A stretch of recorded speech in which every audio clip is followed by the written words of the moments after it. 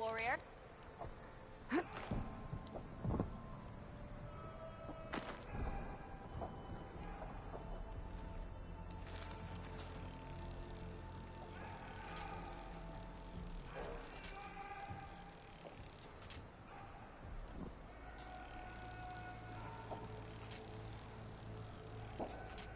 I've got all the parts I need.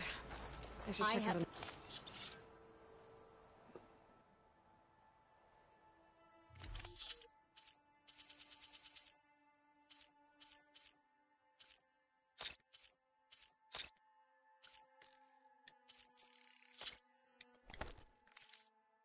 The size you need.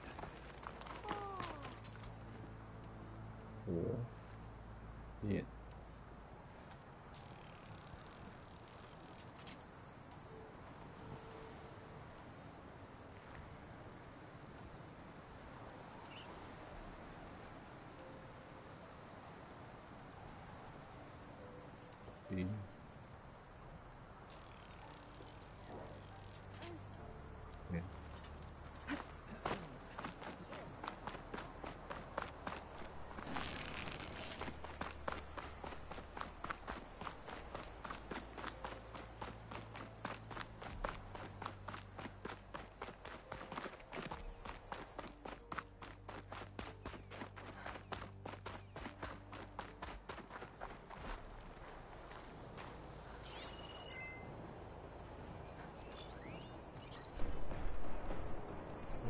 So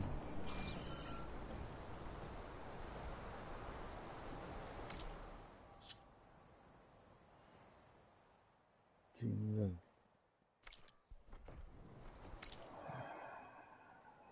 对。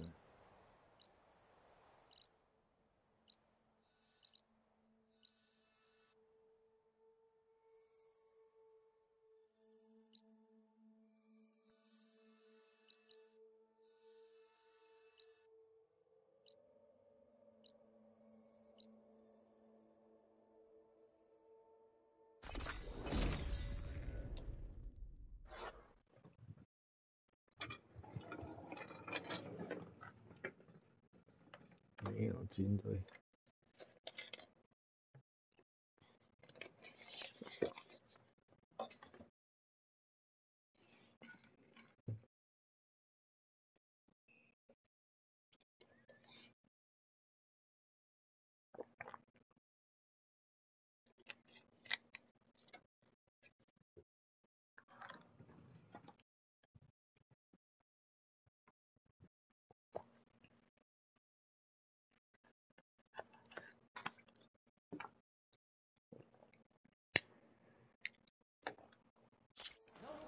Soldier!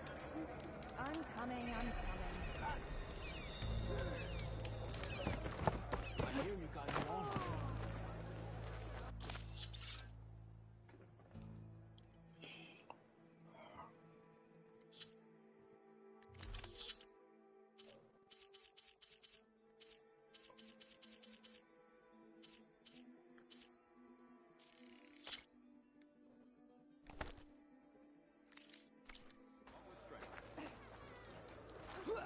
May Regala's rebellion turn to desert dust.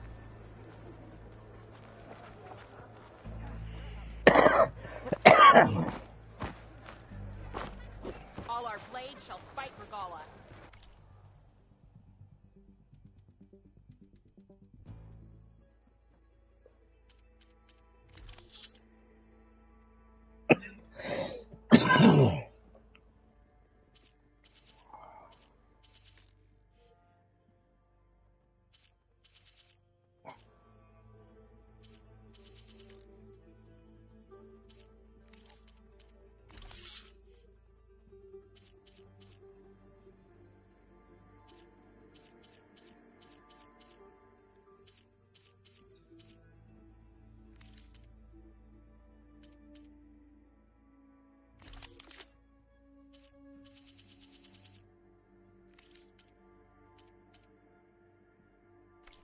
Really? There's nothing you want.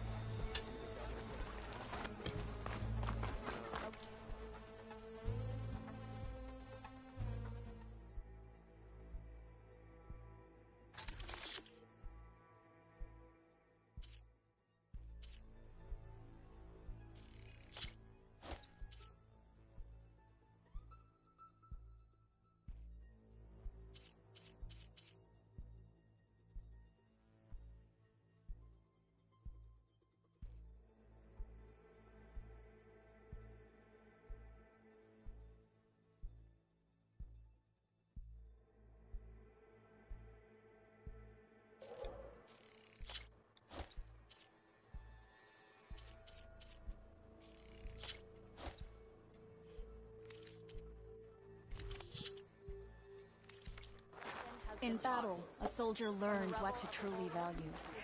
Have that ready for the The blade be bright. Honor and strength.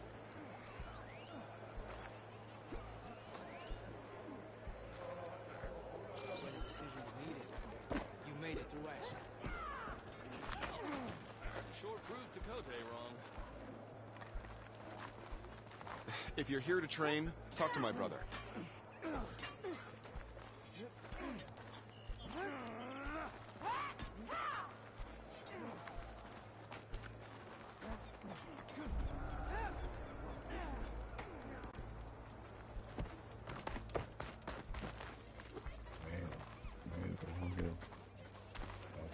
Outlander. Will you trade today?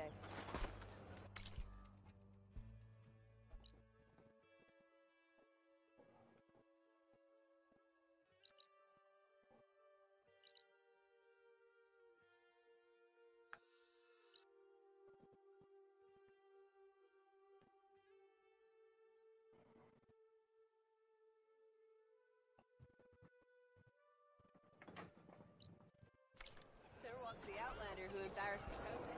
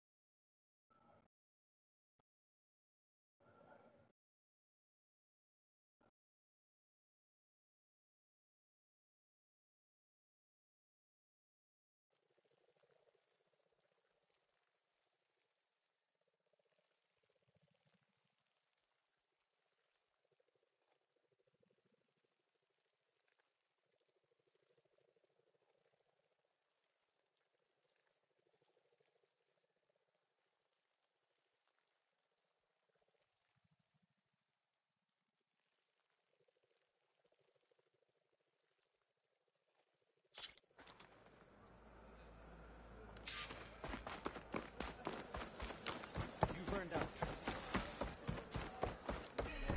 You defended the coup.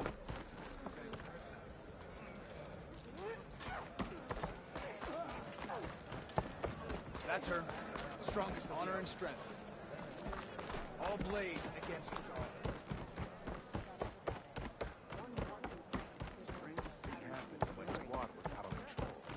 I hear she...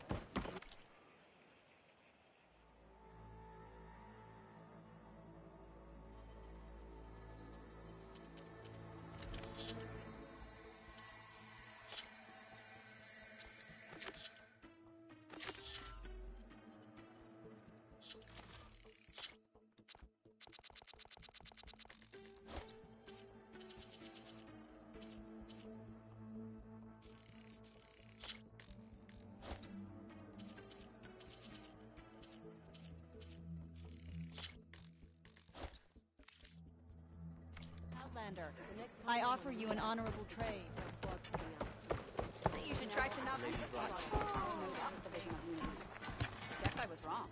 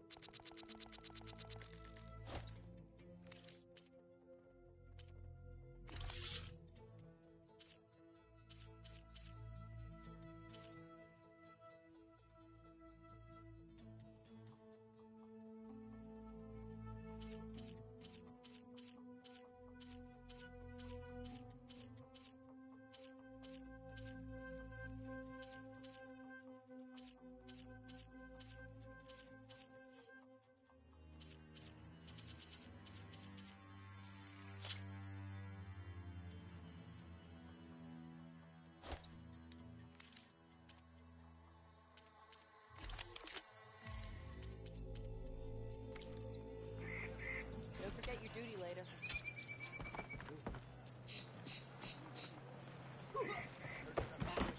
Hikaru commit. Hunting ground. The Outlander from the Blue World. Not bad. Chief owes you his life.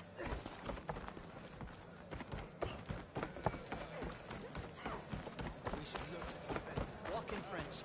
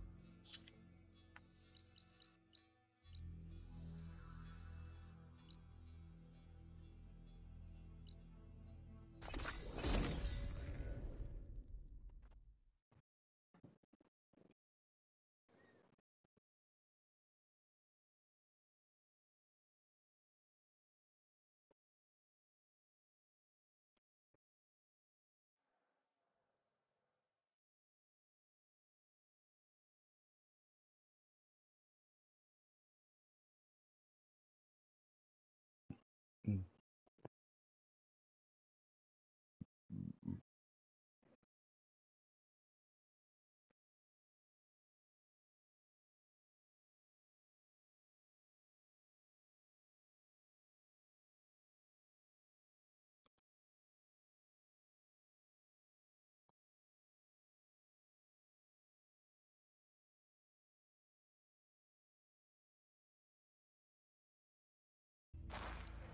Outlander, will you trade with me or not? If you're hurt, seek out a herbalist. May your blade be fresh. 2只哦。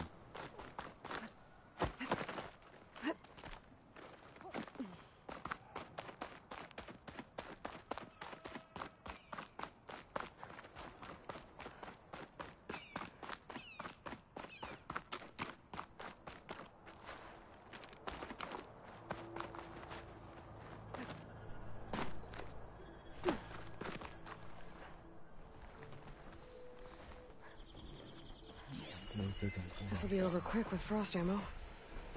是。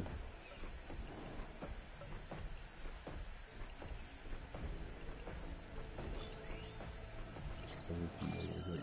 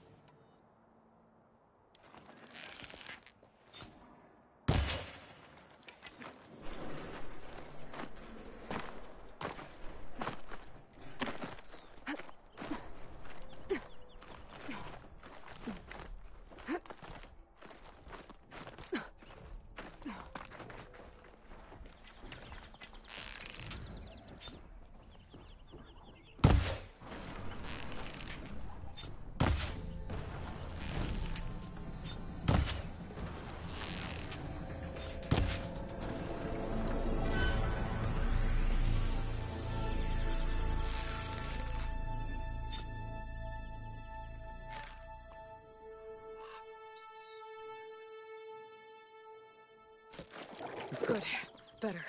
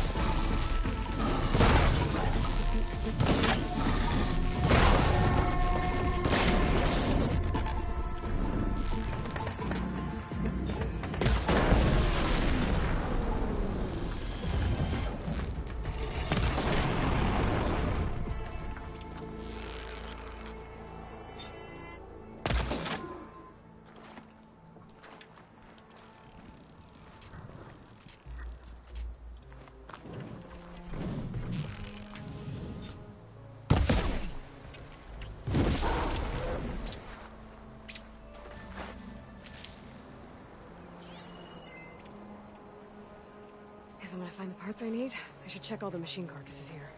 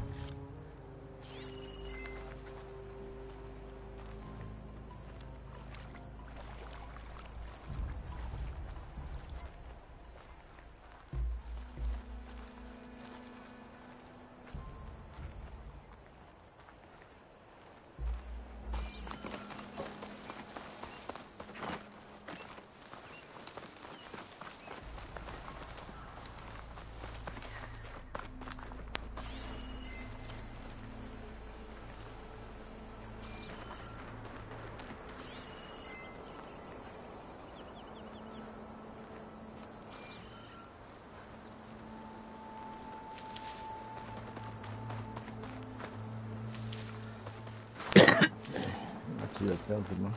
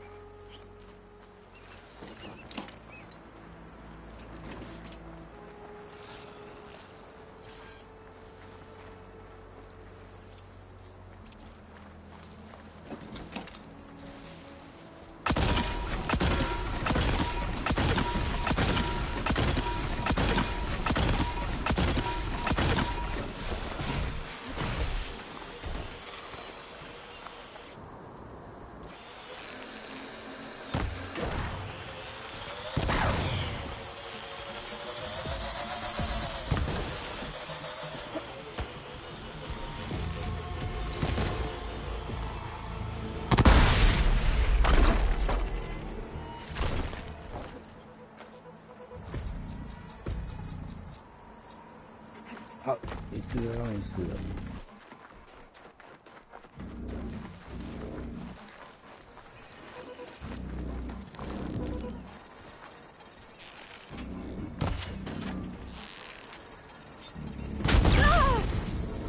Oh, that helps.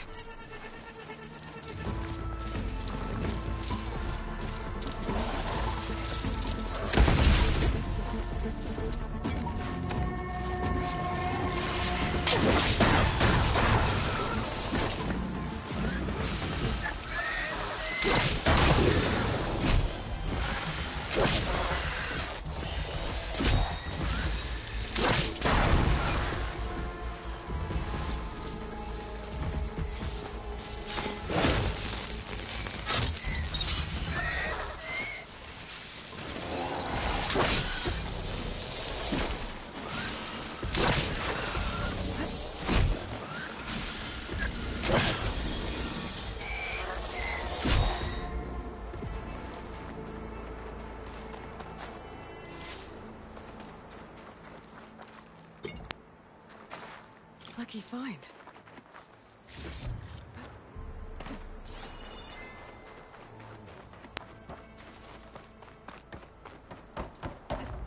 好，一次让你死透了。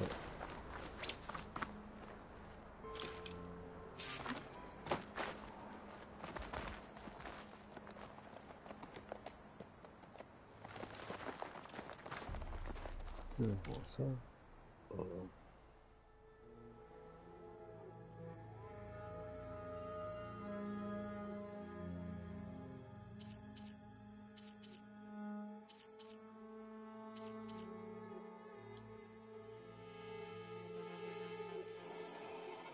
好，再猜。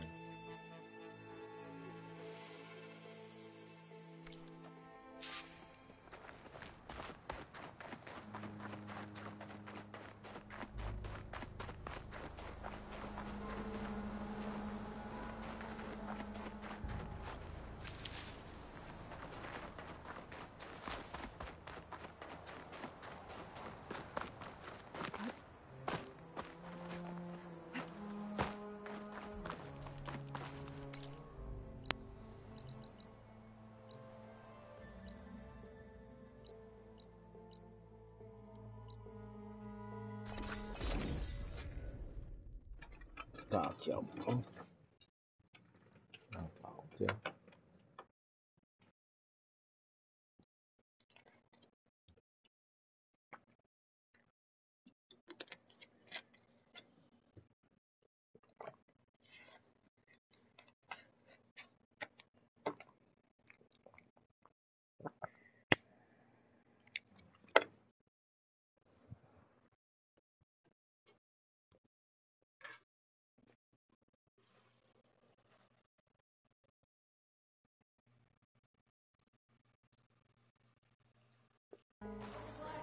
Hun, trade. I'm coming.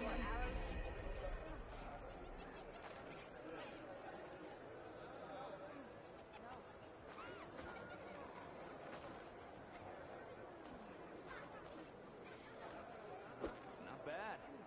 What do you think, Zora? You need supplies?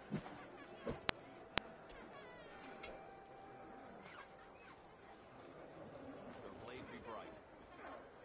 Your enemy is mine. Not bad. What do you think, Zora?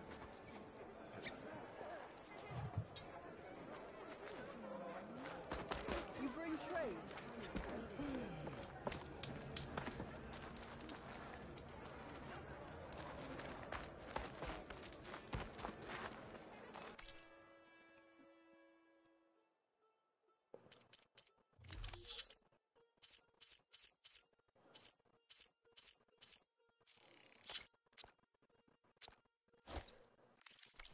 Now you can make a statement.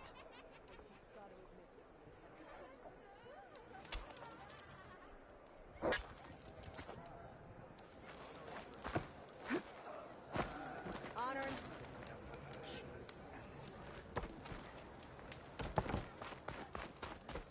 come and make your choice.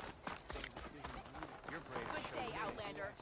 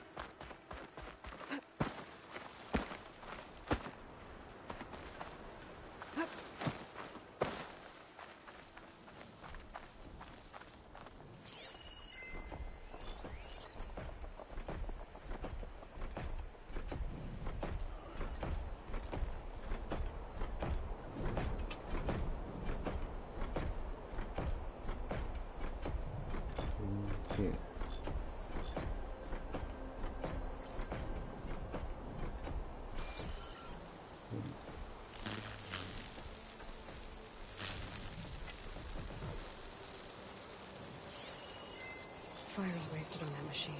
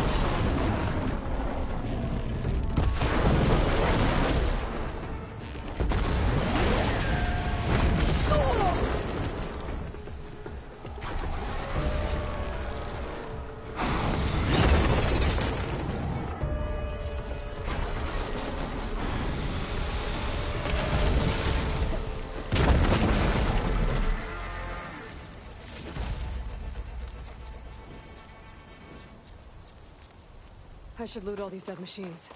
See if they have the parts I need.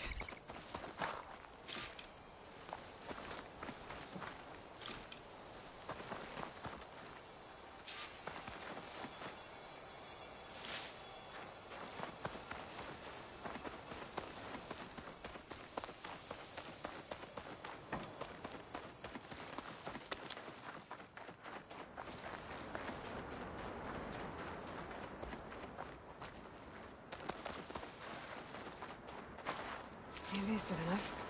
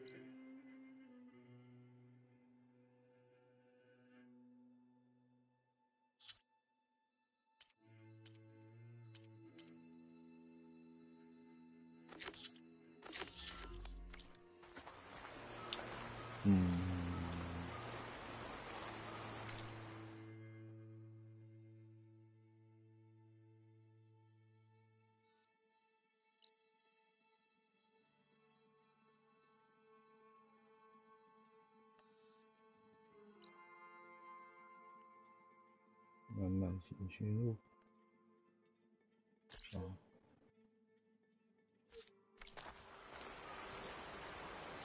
好吧。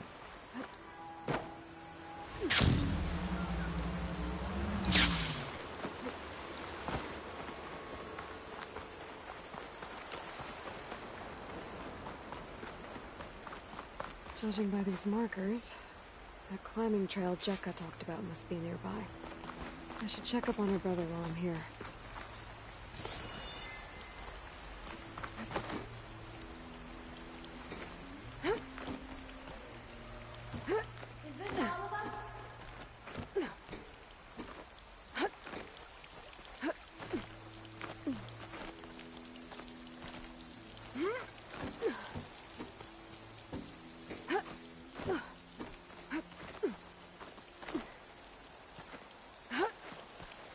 The way that wind picked up, there's bound to be an avalanche.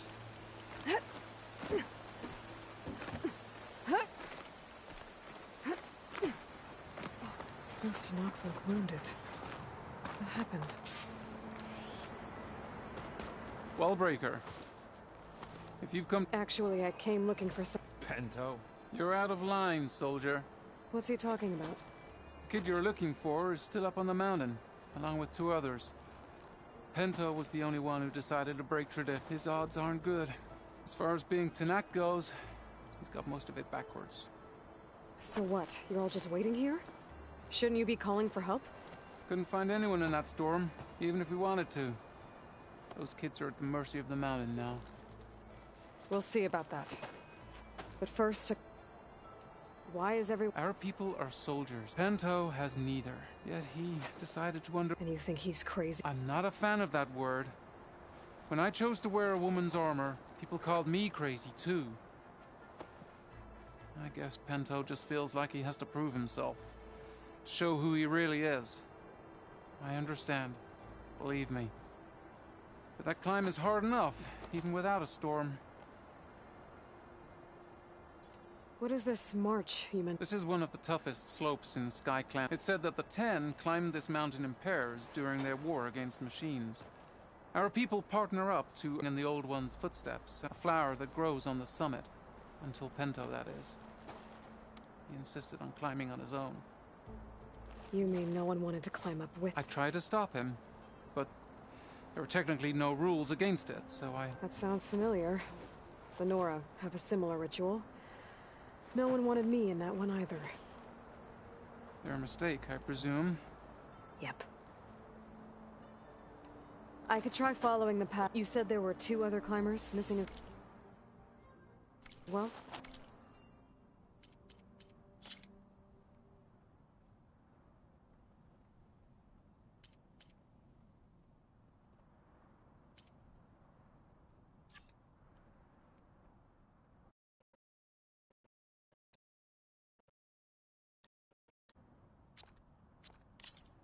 Just one. The other is right there. Zika! Rocco and I, we were climbing back down. There was an avalanche. We got separated. I couldn't see anything. Someone's gotta go up there. You can barely see your own feet in that storm. Except I don't need to. I'll be back. Are you wounded? If the storm gets too rough, I can always use my focus to find those climbers. I should follow the markers. They'll lead me to the start.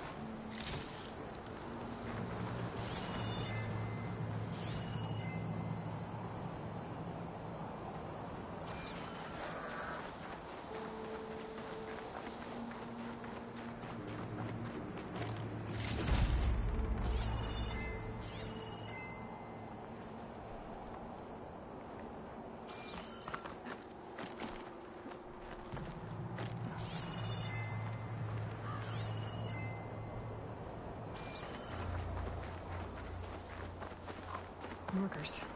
I'm on the right track.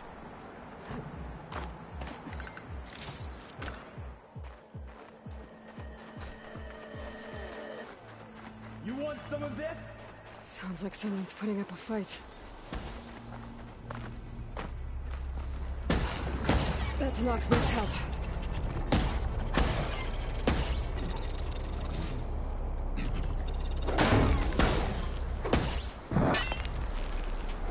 Whoever you are, thanks for the assist.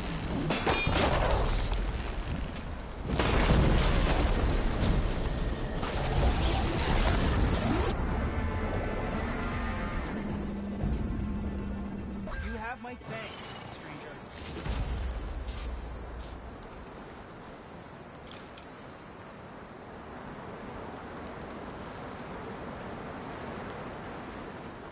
You okay? Not really, but I'll let... I have to find Pinto before he gets himself killed.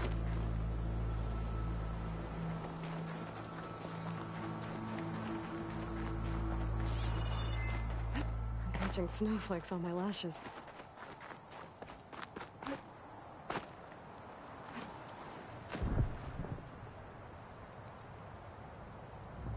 跑跑跑，向前跑，直接迎波尾路，跳上山。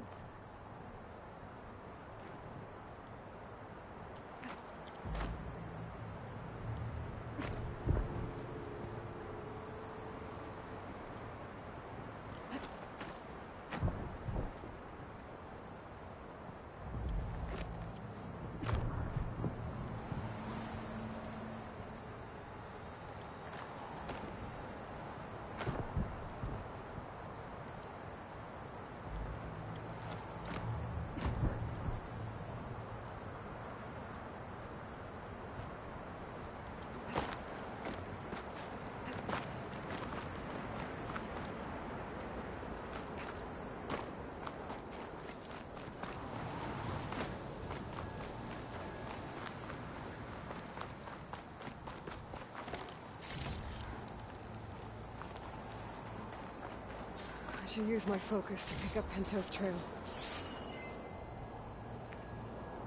Those must be Pinto's tracks. Let's hope I can catch up to him.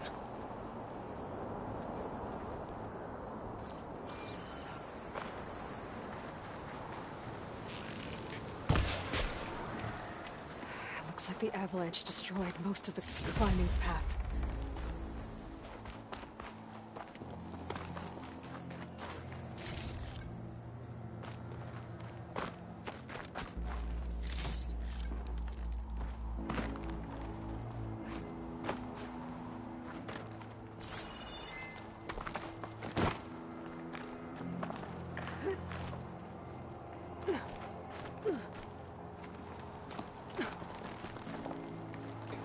Pinto made it past here.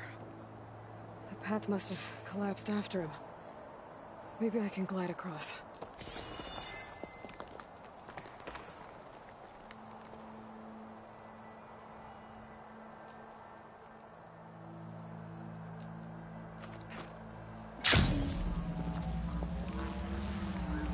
Made it. I should be able to pick up Pinto's tracks again.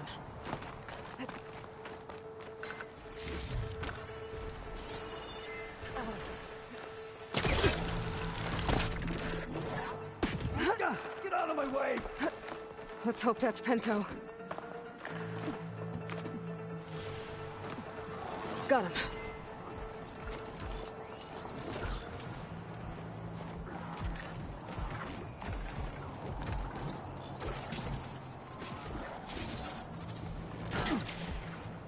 Could use purge water against it.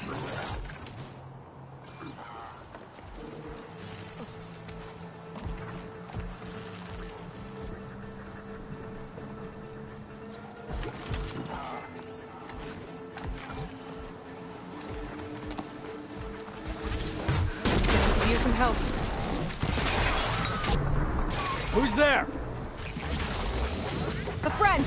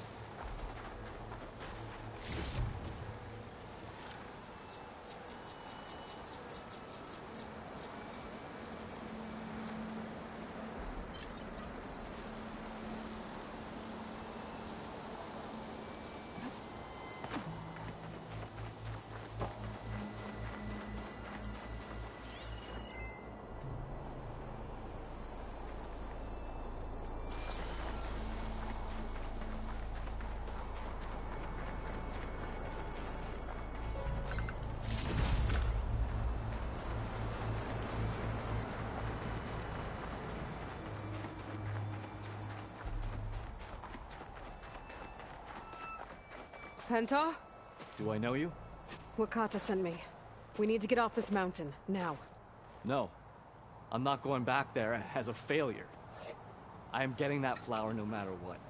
Look, I know what it's like when your tribe looks down on you, but you— That you understand why I'm either gonna get to the top of this mountain or die on it. Thank you. What are you doing? This climb is meant to be done by 2 people, right? I'll be your partner. I'll follow your lead.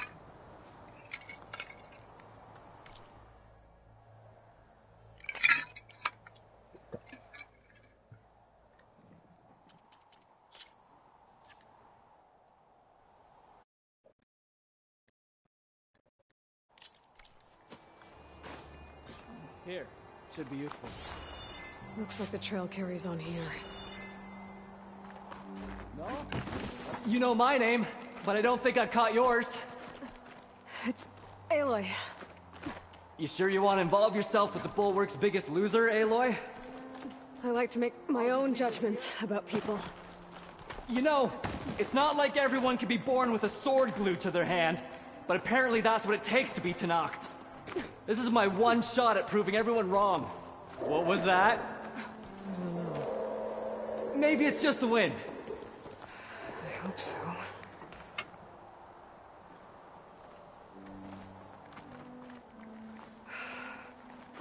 Sit down. There's a climbing spike left over. That was amazing! I'll knock this tree down! It should let us reach the climbing path! You won't hear me complaining.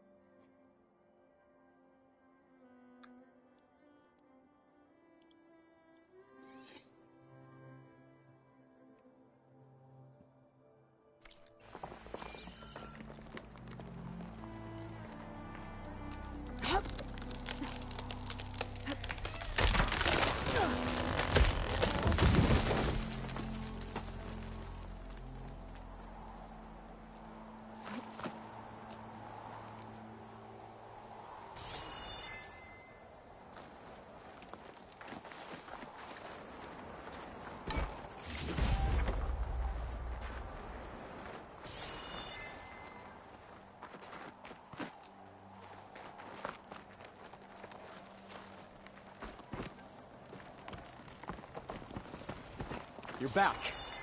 We still have to climb our way up the mountain.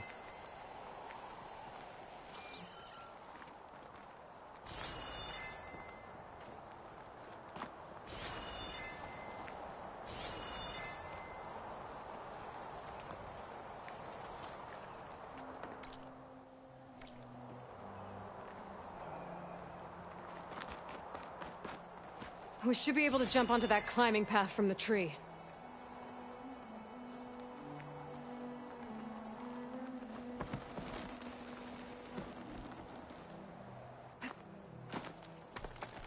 Found something?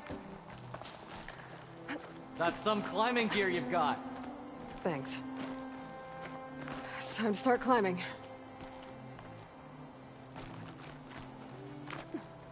That doesn't sound like any storm wind I've ever heard. Almost there. This is it. I can't believe we actually made it. Let's get to that summit then.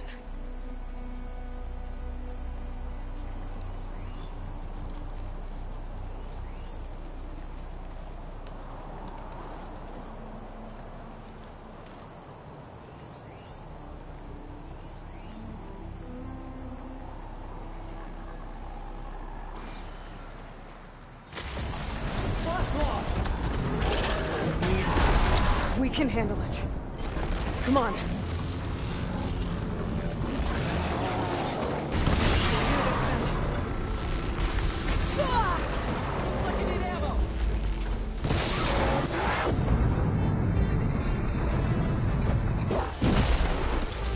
Keep your aim steady, Penta.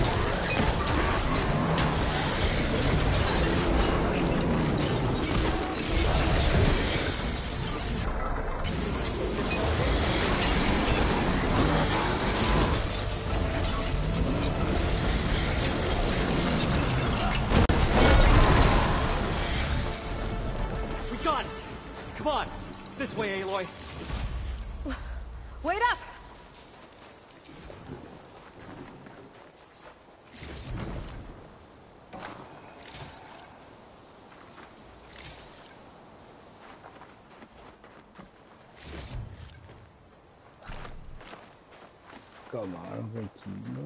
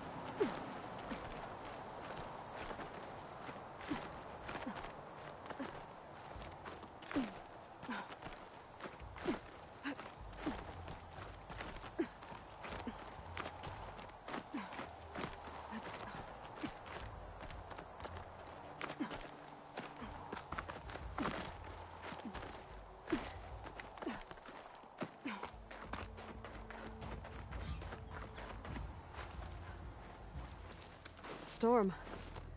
It's easing up. So, how does it feel to make rank? Pretty great, actually. This means everything to me.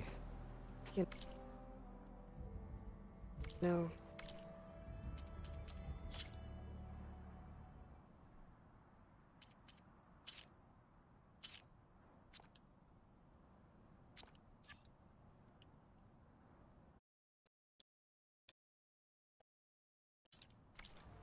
even if you go back with that, it doesn't mean they'll treat you any different. Honestly, I think I just need to prove to myself I could do this. You should go back. Let the others know I'm okay. I'd like to take a moment, if you don't mind. I'll be right behind you. Of course. Thank you.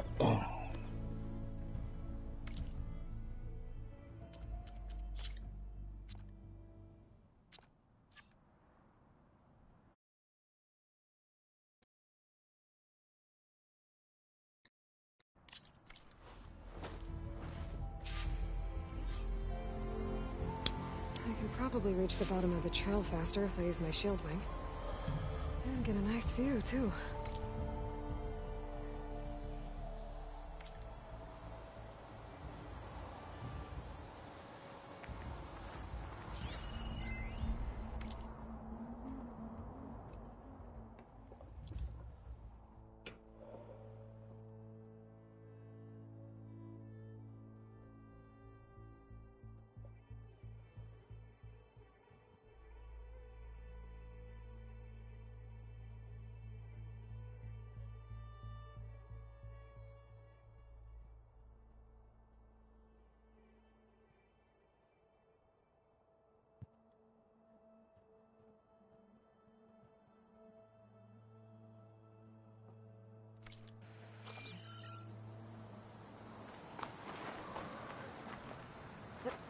Is it glide in?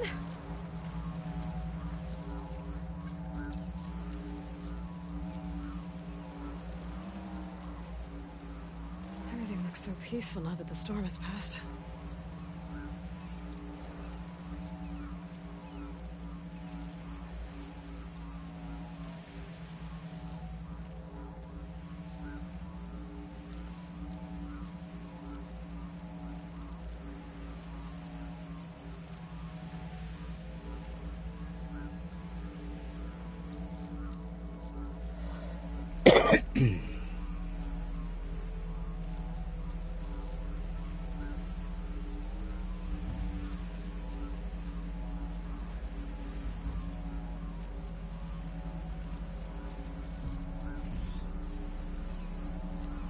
I should be reaching the bottom of the trail soon. Pinto can't be far behind.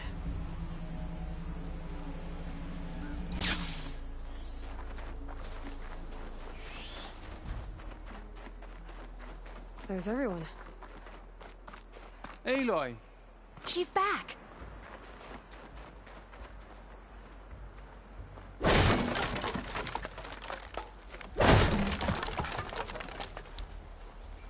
Aloy, you return alone. Where is he? He's my brother. You can't go crying like that, Jekka.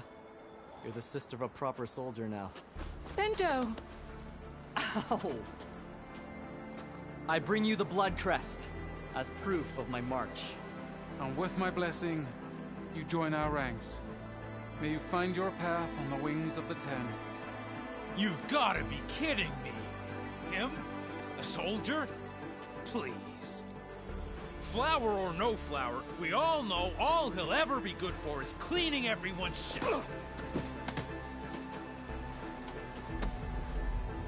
I think we're done here.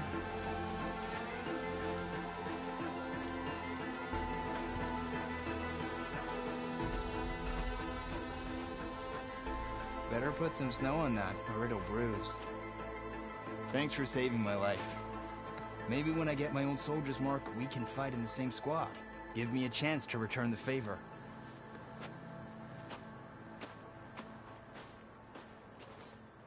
He's cute. Go on. I'll catch up. Here. Something to commemorate our climb. May the Ten always grant you victory, Aloy. I'll see you around, Pinto.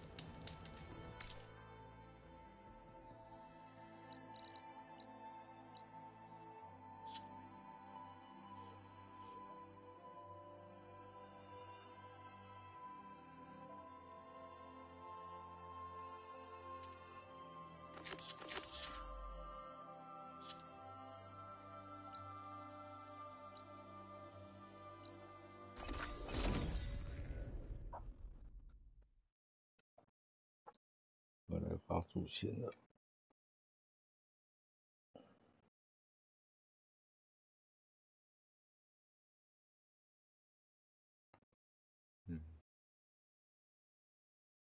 发主线也好看。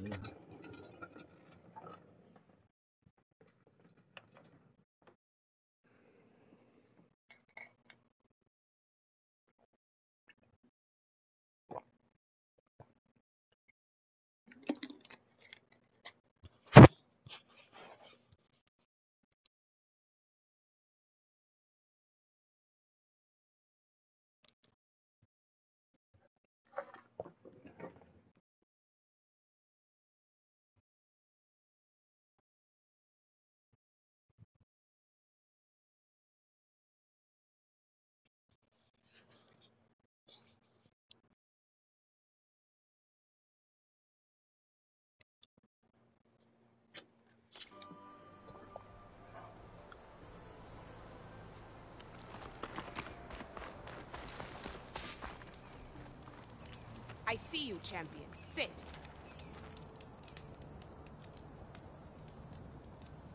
Heard the lowlanders have been fighting rebels by the coast, west of the grove. If you're still helping the chief handle those scabs, you might want to talk to Kragella at Tide's Reach. If I make it out there, I'll see what I can do.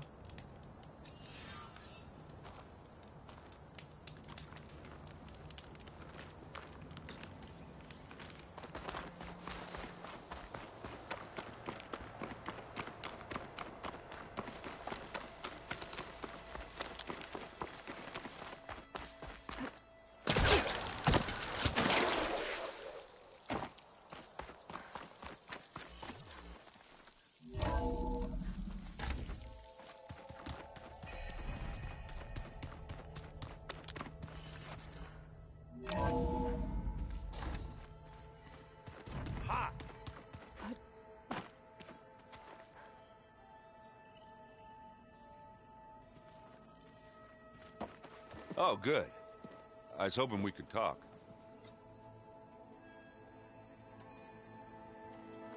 What's wrong with your shoulder? Yeah, it hurts a little. Yeah, maybe a lot. What'd you do? Well, I tried to arm wrestle with Catallo. Yeah, maybe that wasn't such a great idea. I was just curious to see if that new arm of yours was as strong as it looked. Turns out it really is.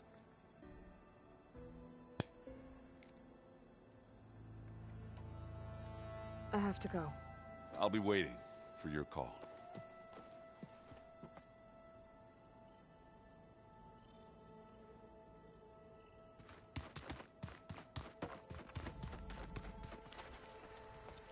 You've returned. Anything new around here? Catallo showed me the schematics for his new arm. I recall reading about robotic limbs within the Legacy, but I never thought I'd see one in action. Technology like that would be treasured back home. Think of what it could do for injured workers or soldiers. But knowing the Imperial family, they would use it for different purposes. Their own. Replacing body parts as they grow older. Like the Zeniths. Exactly. What was Leviathan again? A flood control system back in the Great Delta. It was built by Eileen Sasaki, another of our ancestors. If we can acquire the data on it, we might be able to fix the system back then. My sister, my parents won't have to live in fear. Right. And I gotta head out. I'll let you know when it's time to leave for Gemini. I can keep studying in the meantime.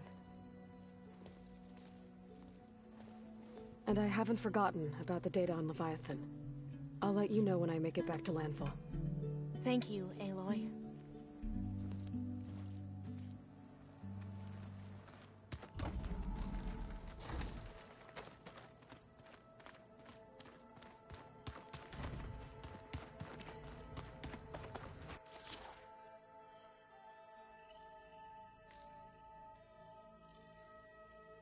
来了。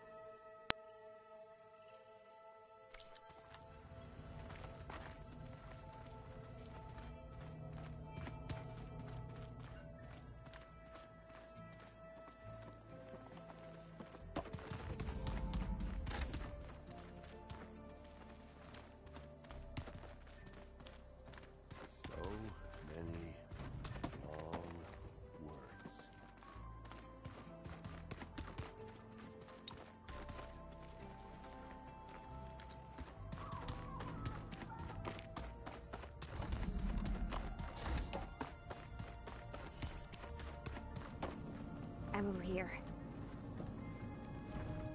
Hey, I just wanted to make sure you're okay.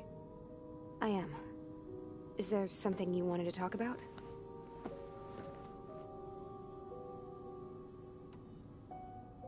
So how goes studying up on the merge?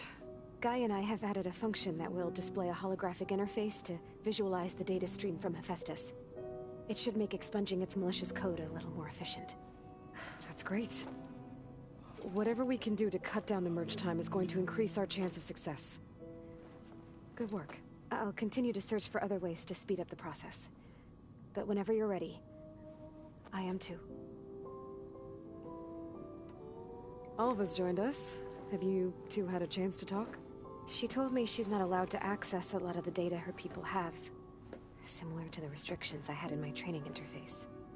I told her that if we succeed at Gemini, then once we return, I'll help her search for more ways to help her family. Even though Gaia will fix the biosphere, it'll take time for farmlands to fully recover. So, I want to help speed things up. How so? Bioengineering of more resilient plant strains, novel crop production methods, equipment upgrades. Something that might help in the short term. I'm sure she'll appreciate it.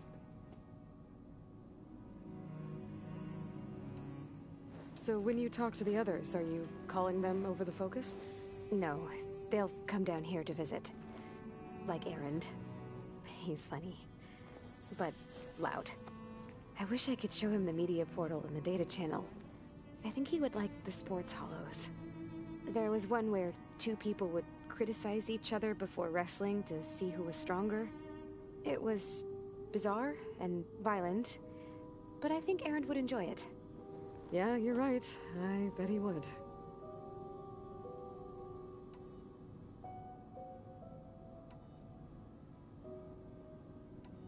You said you spent years studying in a training interface. Was this archive you mentioned part of that? But only the parts I was permitted to access. Aristotle and Aspasia, the avatars of the archive, would assign me learning modules and evaluate my progress. Wait, those names. They were designed to be the virtual guides for the Apollo database. Before Ted Faro purged it. The Zeniths have a copy. So it still exists. And you got to learn from it. Only what was deemed pertinent to the mission. If I requested information outside of my parameters, my tutors would deny it. To have all that knowledge, just out of reach. Must have been frustrating. A little. You said the Zenith's colony in the Sirius system was destroyed. What happened? All I was ever told was that a natural disaster forced them to leave Sirius. I've speculated that it was an extrasolar object or a cataclysmic seismic event. Or maybe even an abnormally violent coronal mass ejection from Sirius A. Did the Zeniths tell you any details? Something that might narrow it down? They said the only thing that mattered was that they survived. First Earth, 1,000 years ago, and then Sirius. Guess they survived old age, too. So you know about the extinction signal?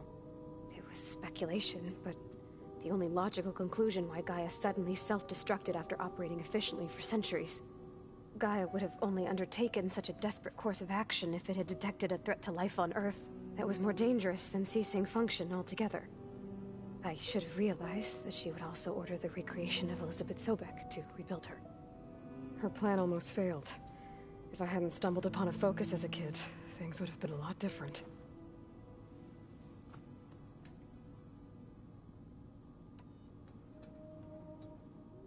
I gotta go. All right. Be safe.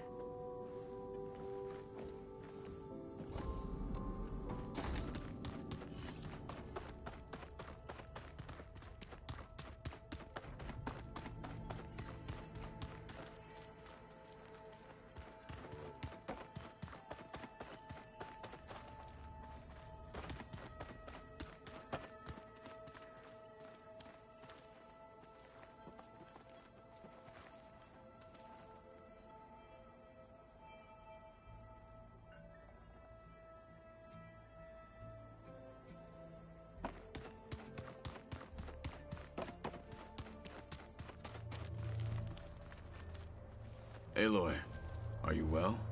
Had a bit of an issue with Beta. It's better now, though. Ah, I'm not surprised. Really? Why not? I once knew a warrior who discovered he had a brother late in life. It was deeply uncomfortable for him. Did he ever get over it?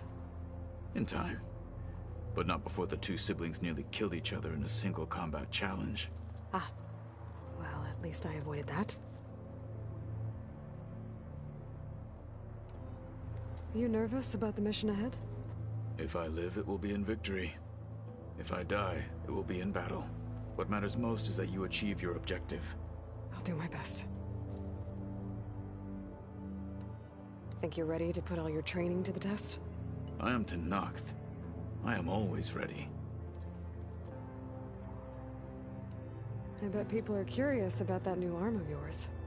None more than our Quen ally, I assure you. She couldn't wait to take it apart and figure out how it works. I gave her the data I used to build the thing, hoping that would satisfy her curiosity instead. Good luck with that. I should go get ready. I await your orders.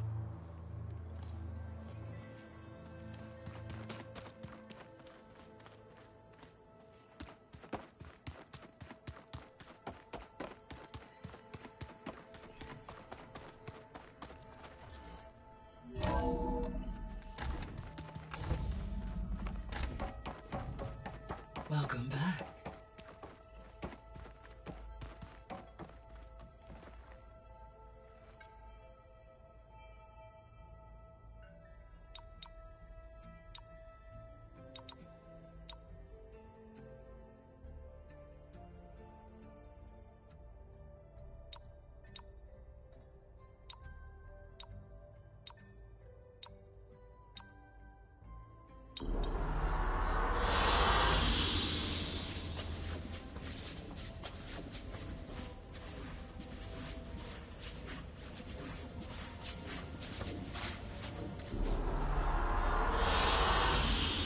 Excellent choice.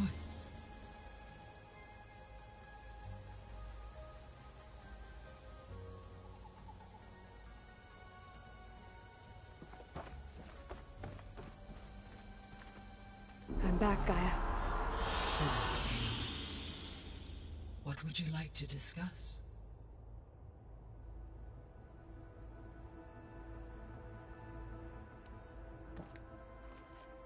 Okay, people.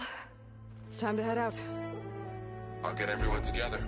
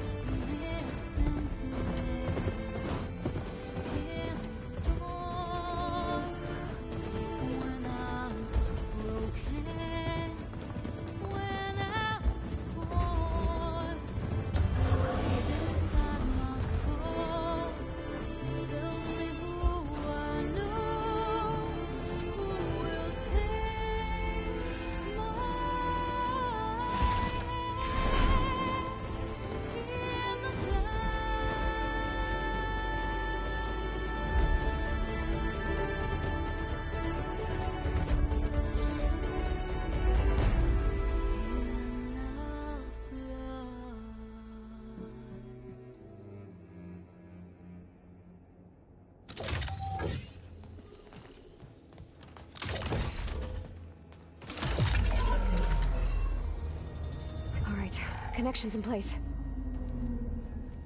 Booting up. Beta, Aloy.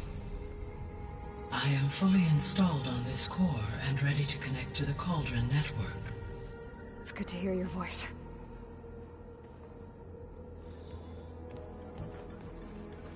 Errand, everyone. Fire your pulses and sound off. I'm at my cauldron. This thingy, it's blinking. Did I do it right? In position at my cauldron. My pulse generator is blinking also. That means they're working. I'm in position, and mine is too. Mine as well. Okay. Radio silence until I give the all clear. Signing off.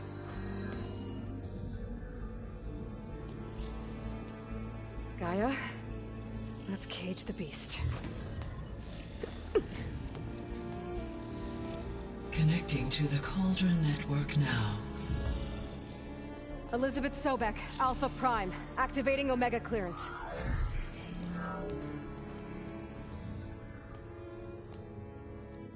Elizabeth Sobek, Alpha Prime. Activating Omega clearance. Clearance confirmed. Initiating containment sequence. Critical threat detected. Imperative escape containment. Applying countermeasures. Lock it down! Terminating external connections. It's working. It's got nowhere to go. Capture imminent. Initiating contingency 13F. Wait, what's that? Malware detected. Attempting to compensate. Containment.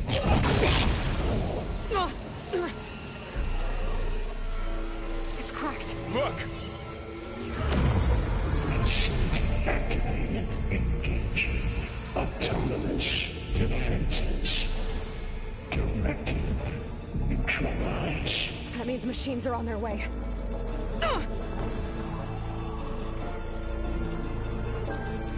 Get ready! Here they come! Vor'll stay here. Protect Beta. Got it. Be careful!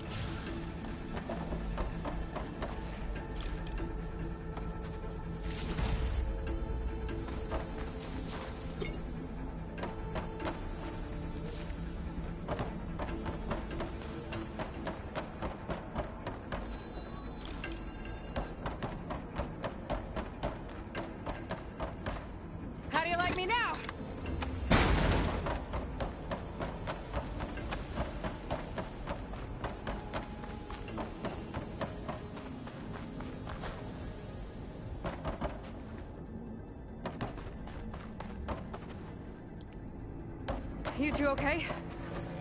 Still breathing.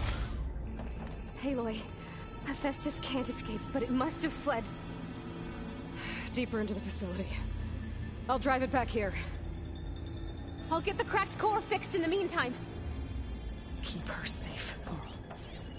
All my life.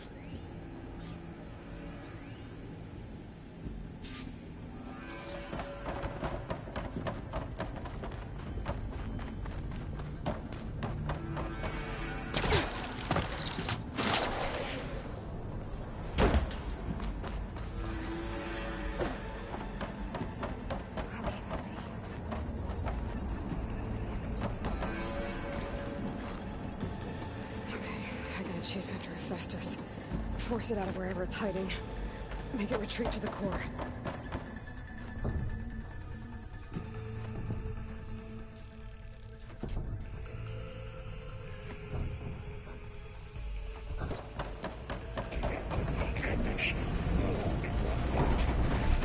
No, you don't, Hephaestus! I'll find another way over. Calling... Aloy. I'm patched into your focus feed. You should know there's a huge power draw coming from the next chamber. Thanks for the heads up. I'm almost there. It's some kind of production chamber. Festus is up to something, all right? What kind of machine is it trying to build? I don't know, but I'm gonna shut it down. I bet those metal carriers will lead me to where it's getting materials from. I bet that's where Festus is hiding too.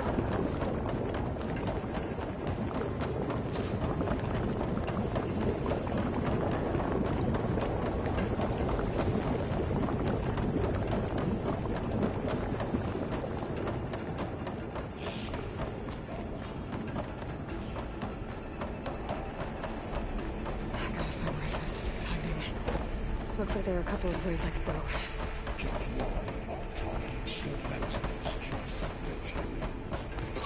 Machines are making a beeline for another chamber. I better follow.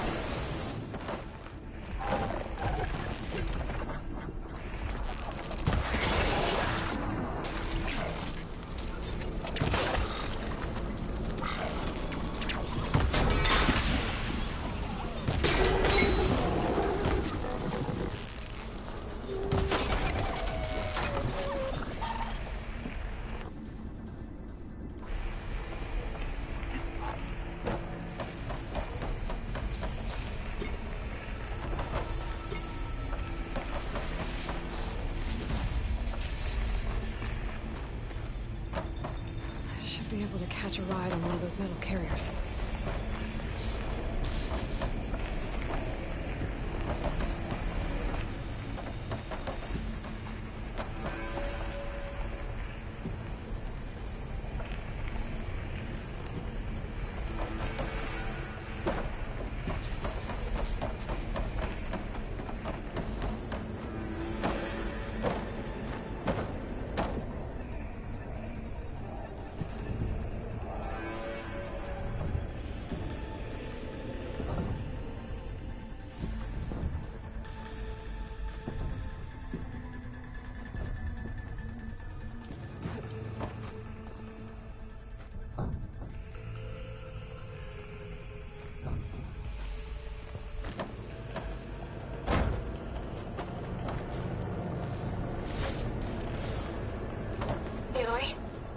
Managed to rewire most of the components in the core, but the energy processor's cracked. Without a way to fabricate another, there's no way I can fix it. Okay, let me think. What if you bypass the processor? Connect it to... the power. I think that could work. I think it could.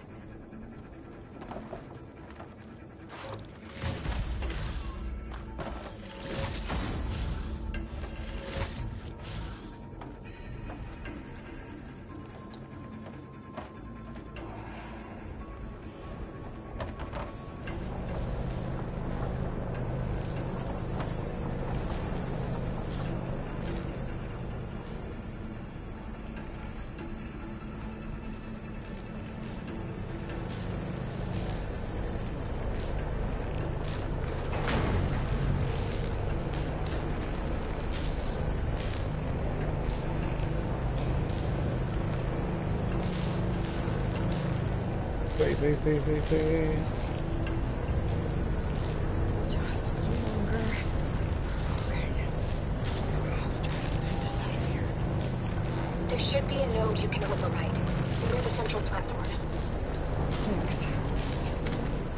I should deal with these machines first.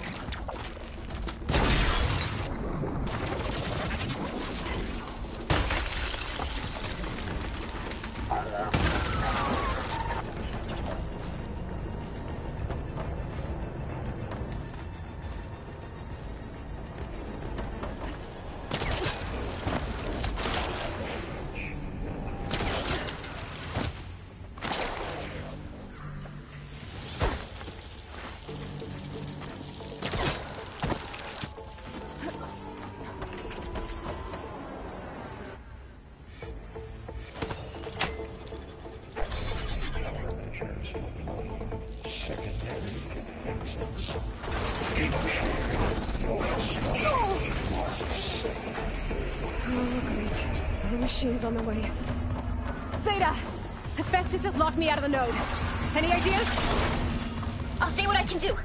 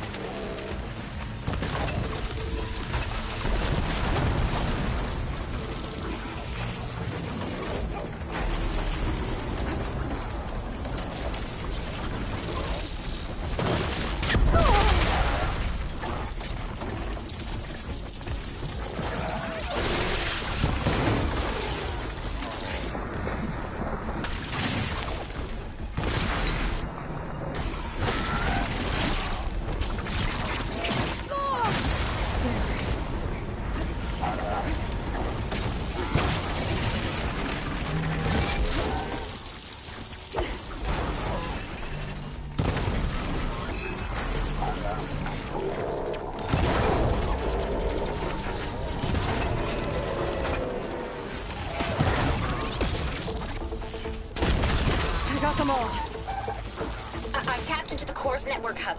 I managed to disrupt Hephaestus' control of the node. You should be able to override it now.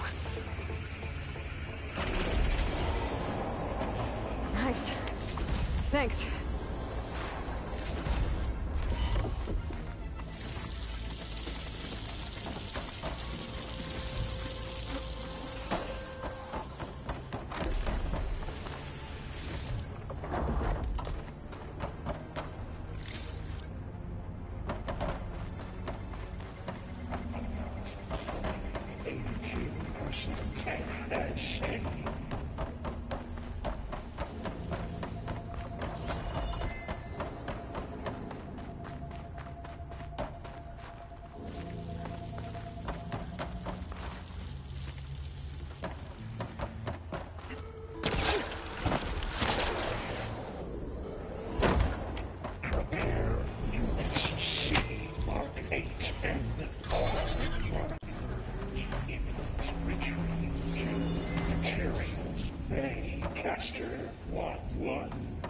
It sounds like it fled to another chamber.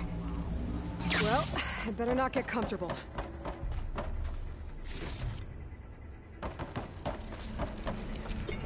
Energy containment safe over. Great. Hephaestus covered the floor with lightning. I gotta find a way over it. Aloy! War machines keep coming! Please tell me you're getting close! I'm working on it. I've been smashing through a lot of machines on my side, too. I guess Aaron's missing out! Anyway, I'm making progress on the bypass, but I need something to hold the cycling module together. Maybe a ligament from one of the machine carcasses? Right. Or some luminous braiding. And you could reinforce it with a conversion cylinder. For increased connectivity! I think we can do this, Aloy.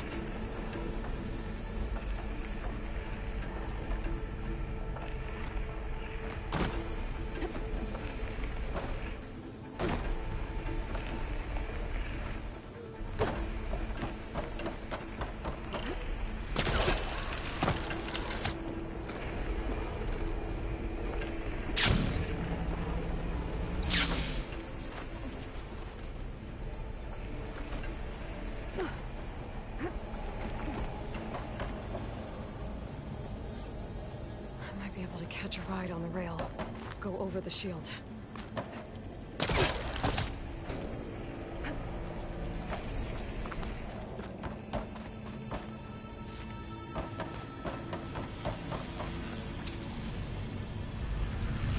Alright.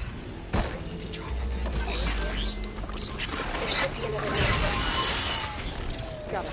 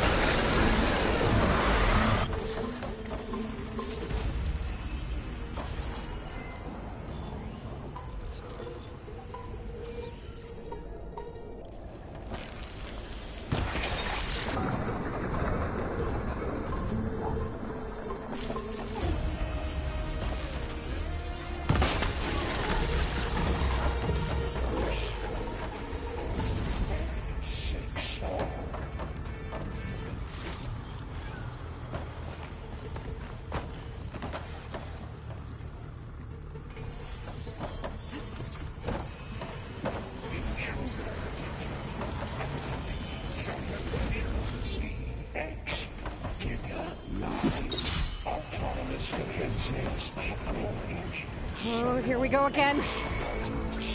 That doesn't sound good. I'll try to get your access back.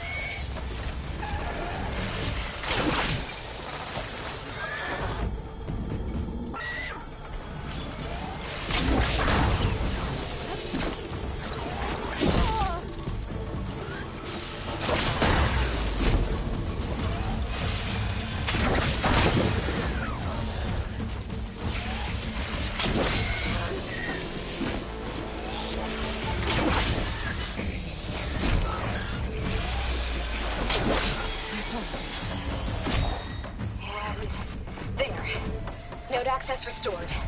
Now you can override it. Did it work? You did the heavy lifting.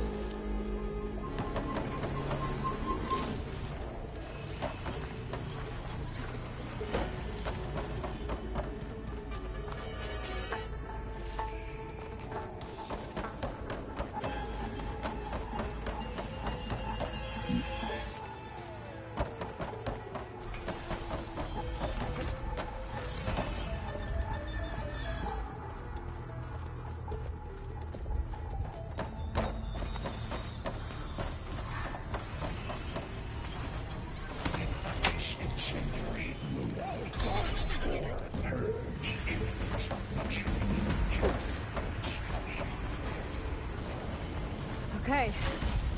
This is running out of places to hide. Aloy? I just registered a huge energy surge back in the production chamber. Something big is happening.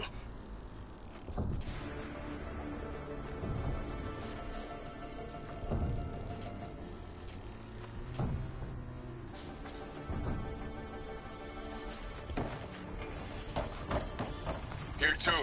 Everything's glowing. The machine Hephaestus was building. It must have finished it. It's powerful, whatever it is. I'm almost done with the core repairs. Should we come to you? Maybe I could distract the machine if... No, Vader. Just stay where you are, okay? Handling the machine's my job. Okay.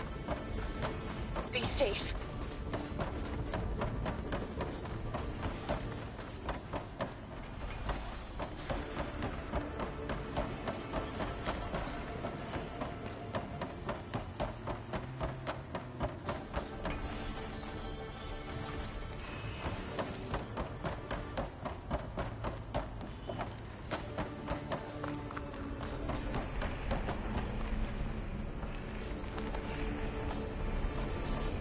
Oh.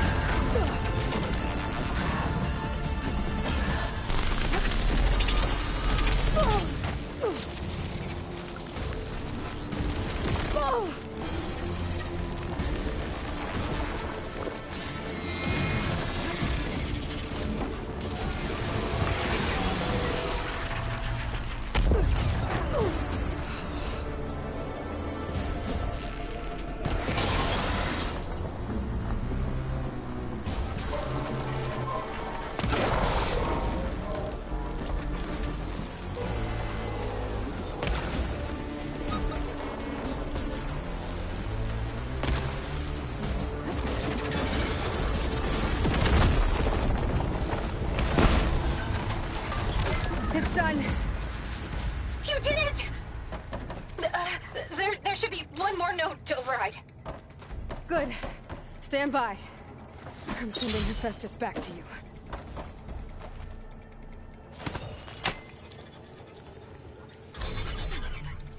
No more hiding, Hephaestus!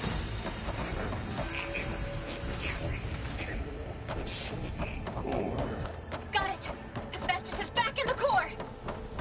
Make sure it stays there. I'm heading back. And then we can start the merge. Because of you, Beta. I'm glad you came along. And you, Vol. We couldn't have done any of this without you.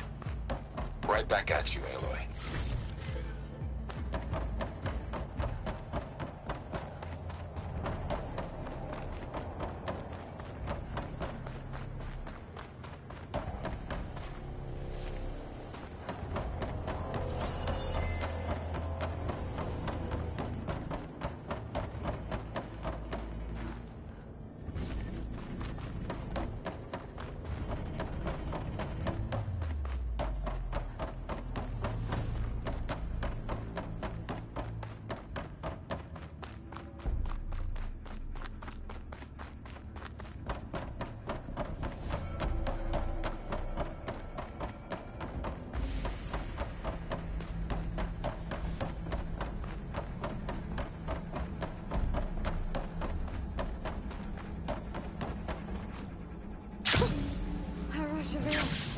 Aloy, the core is stable. Hephaestus is 100% contained. And we better get started with the merge. It's all set up. Gaia, establish the link, please. Done.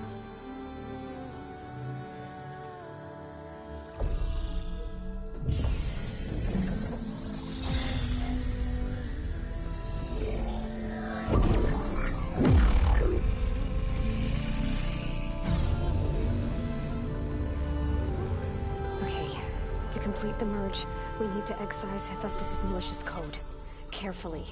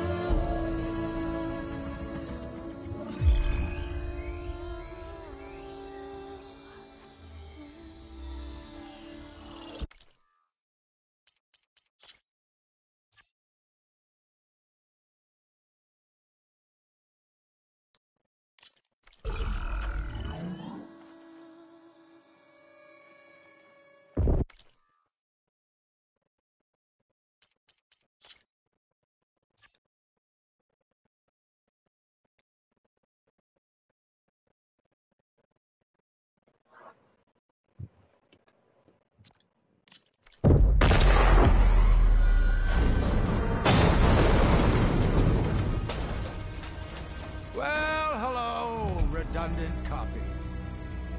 You cost us quite a lot of time.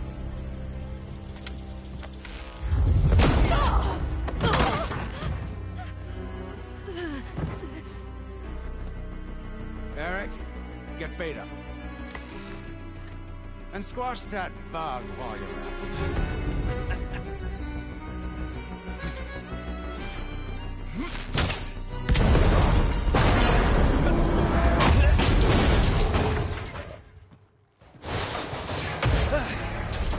Ooh! Get behind me.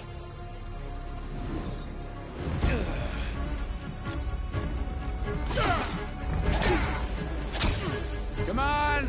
Quit screwing around.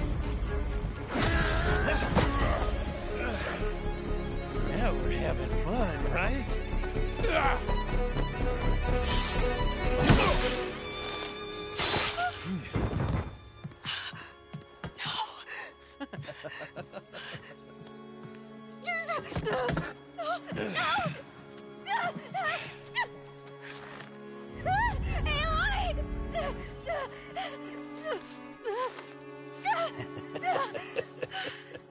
Finally. Tilda, get Gaia and Hephaestus ready for transport. Tilda! I failed. Hush. All is not lost. Tilda!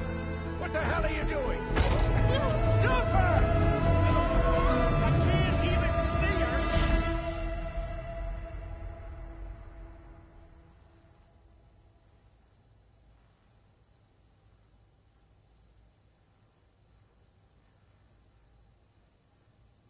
I'd better loot all the carcasses here. Might have the parts I need. Beta.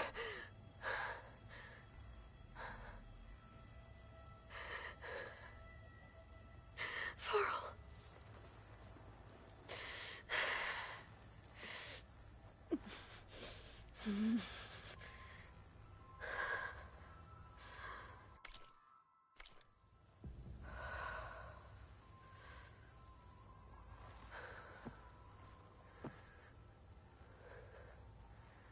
Where am I? Ah, you're awake.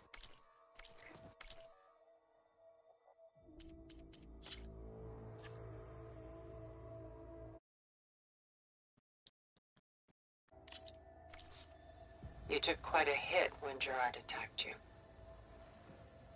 I imagine you must still be in a great deal of pain. I can assure you that we are safe. The others can't detect us here. You mean the other Zeniths? You must be Tilda. I wasn't sure if Beta would have told you about me. Where is she? Alive. And while she isn't where she wants to be, not in urgent danger. We must discuss how to get her back, of course, after you've shaken off the cobwebs. When you're ready, take the stairs down the hall and come see me. In the meantime, I'll make breakfast. Breakfast? Okay.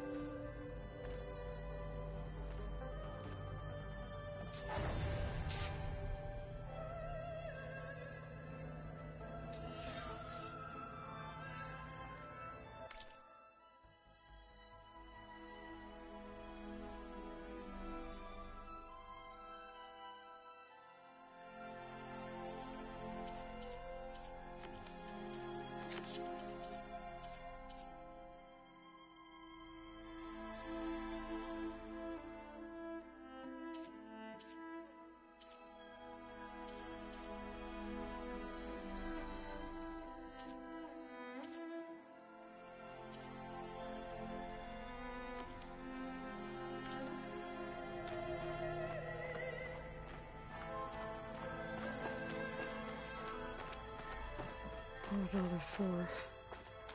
Some kind of survival bunker?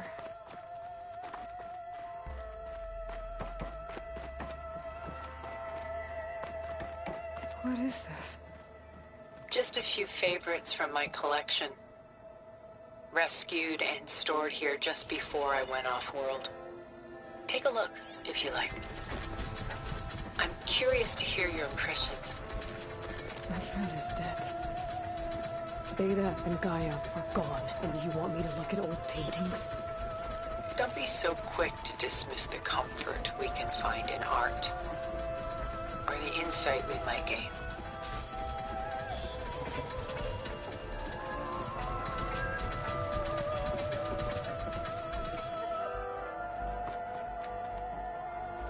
My favorite pairing on the left is Woman Reading a Letter by Vermeer, a true master.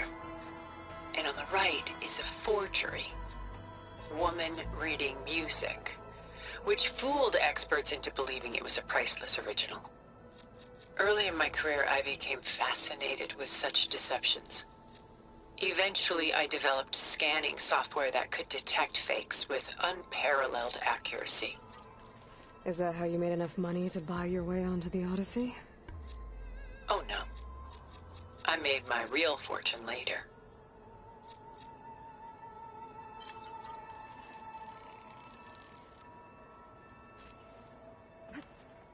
Why do you keep the forgery?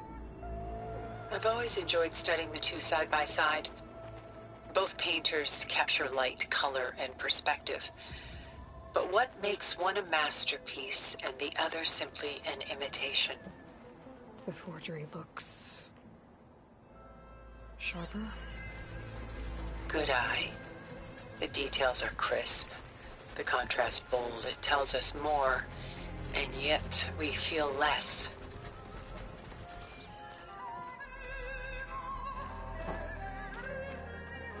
What's in the letter? Who can say? What does the painting tell you? She's... concerned. Whatever's written in the letter troubles her.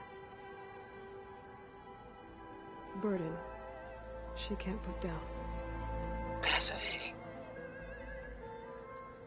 Why go through so much effort to make a fake masterpiece?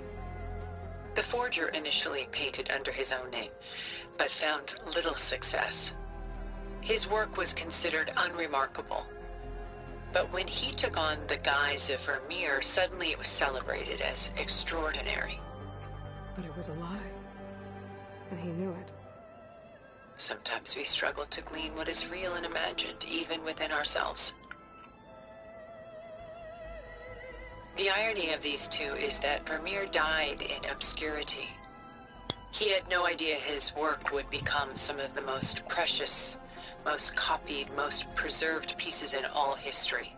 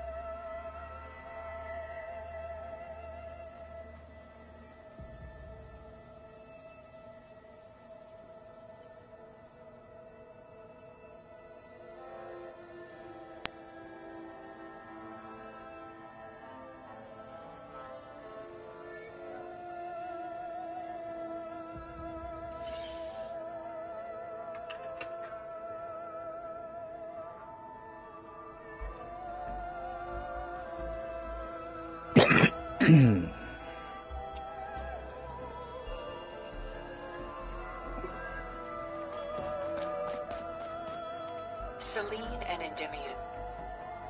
She's the goddess of the moon, whereas he's a simple shepherd. Beside her is the god of love, Cupid. So she's... sneaking up on him? More like visiting him in secret.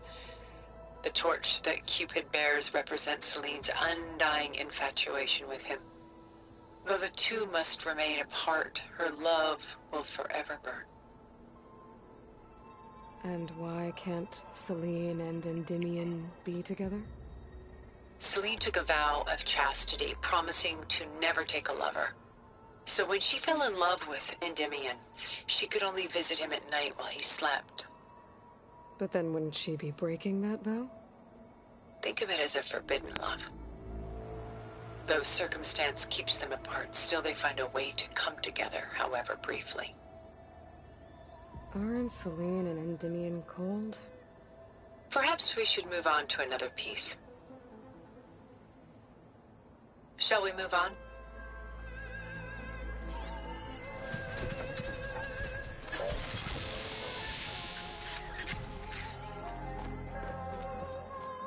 This is Rembrandt painting Jeremiah, a man in mourning. Mourning what? His home. The ancient city of Jerusalem. He foresaw its impending doom, but could do nothing to prevent it. So instead, he saved its treasures from destruction, just as I saved these works. You could say we're kindred spirits. About Jeremiah. If he knew his home would be destroyed, why didn't he save the people? Why save those relics? He tried, but no one would listen to his warning, so he saved what he could. But how did he know? He was a prophet. He saw an army invade and destroy the city in a vision. So it's more like he calculated which side would win a battle. What matters is that he was right in the end. If not for him, all those wonders would have been lost forever. At least this way, some part of his world survived. You know what I like the most about this piece? Even though he's the sole survivor, his home in ruins, left with only the remnants of his world. The light keeps the shadows at bay. There's still hope. Precisely. Take as long as you like.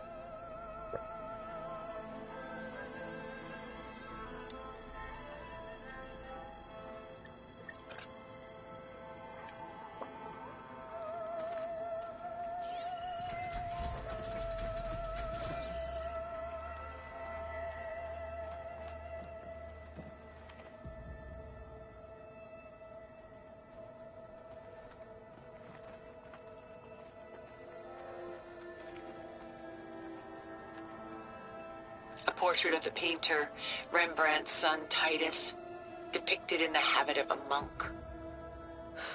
I don't get it. Why would someone like you, with infinite resources, care about this painting of a boy in a hood? It's not the image itself, but the feeling it conveys. The face is bright and defined, but his eyes are downcast, heavy with misfortune.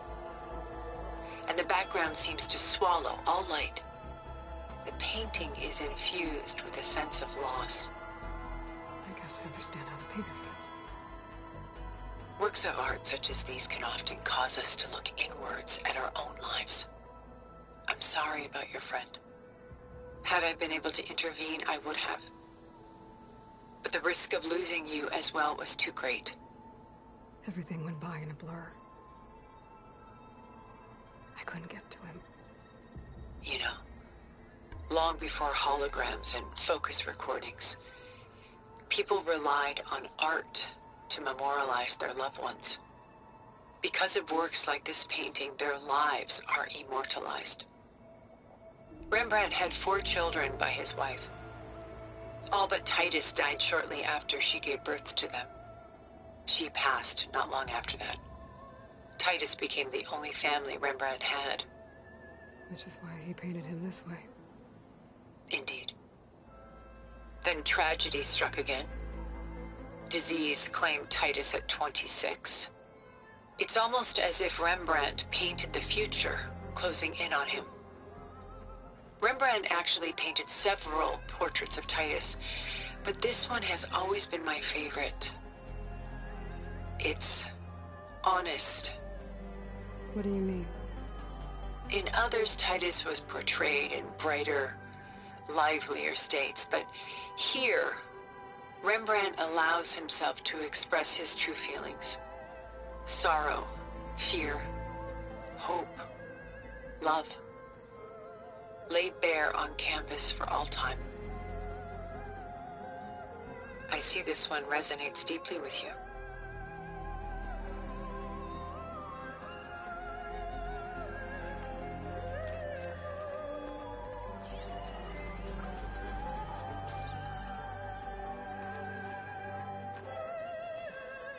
Rembrandt's The Night Watch, by far the most famous painting my homeland ever produced. It was commissioned to honor a militia made up of influential citizens. I guess you must have been an influential citizen. In my day. But not as influential as you've been in this new world. The militia. They look disorganized. Where others painted such scenes in a stiff and stationary manner, Rembrandt chose to show them in action, preparing to march. He wanted them to feel alive. You can almost hear the commotion. Who's the girl in the painting? She's a strange one, isn't she? Bathed in light, though no one is paying attention to her. Many believe she's a symbol of the militia. A physical manifestation of their spirit, if you will. But she's not real? What's real in a painting? She's meant to represent the militia's virtue and victory. But I like to think they underestimate her. She looks as if she's seen something. What does she know? What secrets does she keep? There's so much detail to take in, isn't there?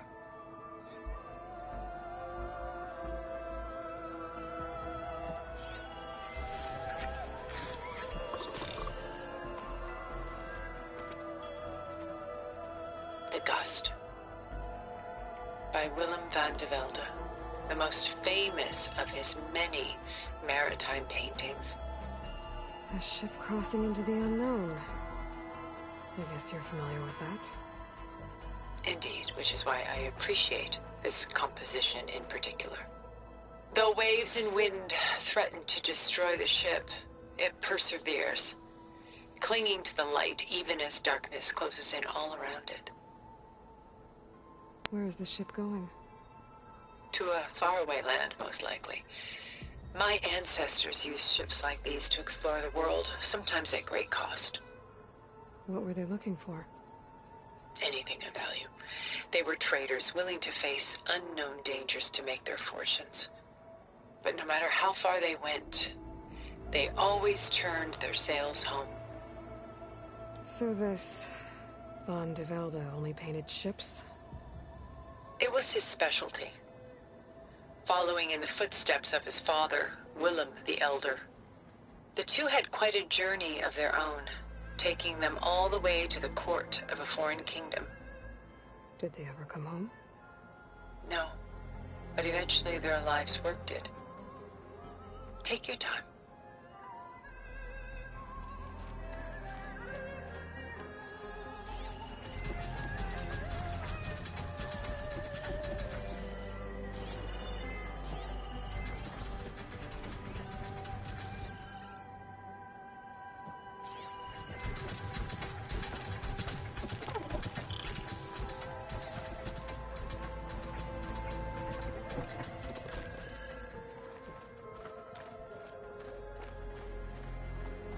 A lot of weight on his shoulders.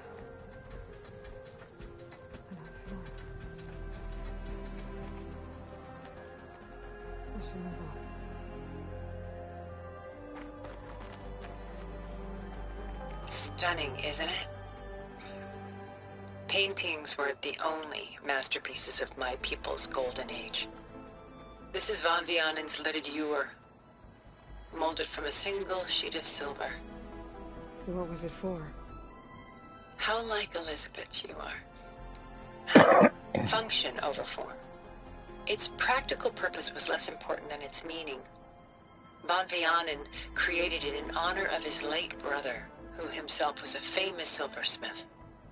A memorial? Yes. Such beauty from sorrow. If this ewer was a memorial, how did you end up with it? As the Pharaoh swarm closed in, my homeland's greatest museum gave it to me, along with many other works, in the hope that I could preserve them. A masterpiece like this was too important to lose to history. I even considered bringing it with me off-world to ensure its safety. Why didn't you? I took a calculated risk. This vault seemed more secure than the unknowns of space. Besides, I thought someday I might return. A long life, after all, has its advantages. Now, lo and behold, here I am. Exquisite, isn't it?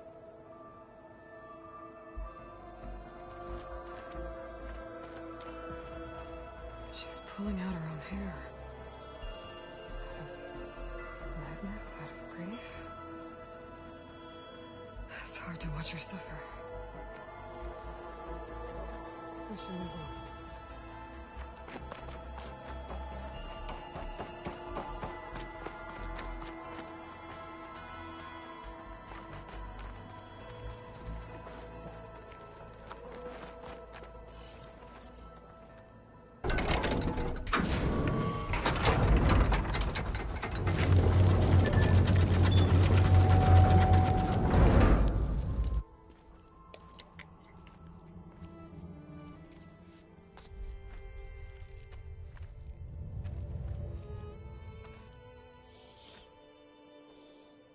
There you are. Feeling better? How did you find us? At the cauldron? And what did you do to everyone right before I passed out? All business, I see. Well, suffice it to say we were keeping a very close eye on Hephaestus, knowing we would need it at some point. Your ruse didn't fool us, and as for my little trick, it was an overload of the senses, accompanied by an energy discharge. Gerard and Eric were only momentarily disoriented due to their shields, but it rendered you unconscious while I got you out. Perhaps some breakfast might steady you a bit?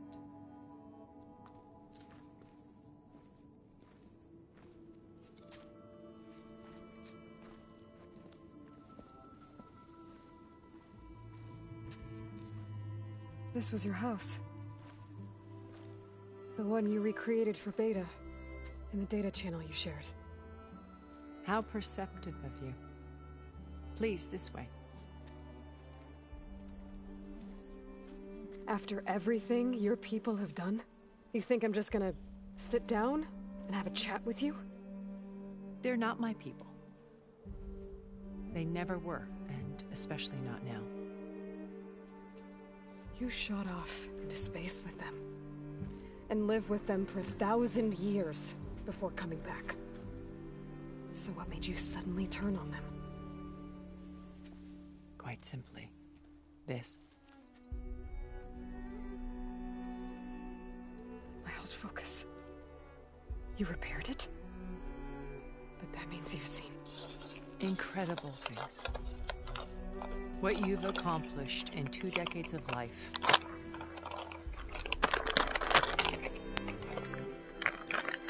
1,000 years at my back and I haven't even come close.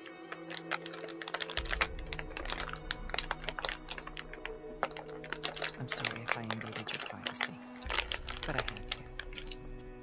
In order to understand.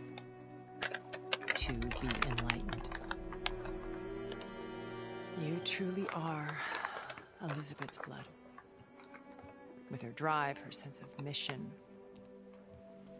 her integrity. Watching all this shamed me for the company that I've kept. Having seen it, all I want is to help you. Even if it means stopping your friends? Especially so. Please, sit down.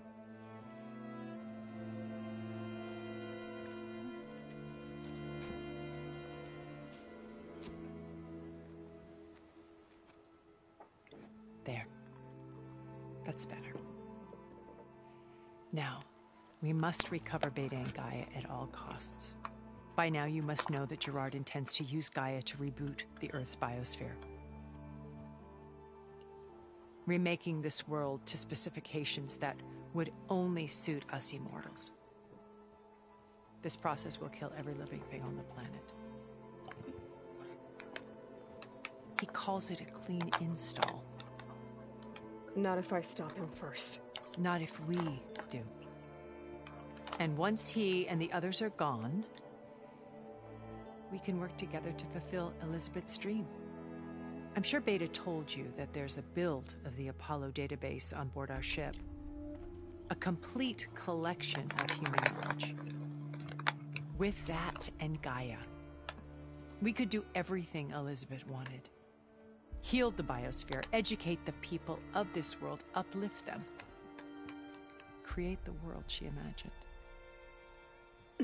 Let's not get ahead of ourselves. From what I've seen, your friends are invincible. I do wish you would stop calling them my friends. And they're not invincible. In fact, a friend of yours has found a way to defeat them. Silence. Oh, he's been a busy bee, building an army powerful enough to crash through Gerard's precious base. Regala and her rebels. Even now, she's preparing a final march on the Tenakth capital. When she wins, she'll have the entire tribe under her control.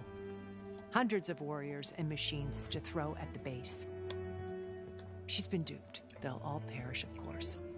But it should be enough to break Gerard's defenses and allow Silence to kill him. Along with all the others. Using the new weapon he's developed. Yes, he's found a way to circumvent our shields. Truly an exceptional man. He's planned for everything. Except you and me. You see, while his army is battering down Gerard's doors, you and I will sneak in through a back way. One that only I know about. While Silence and my friends are busy battling each other, we'll take back Beta and Gaia. I told you I want to help you. I mean it.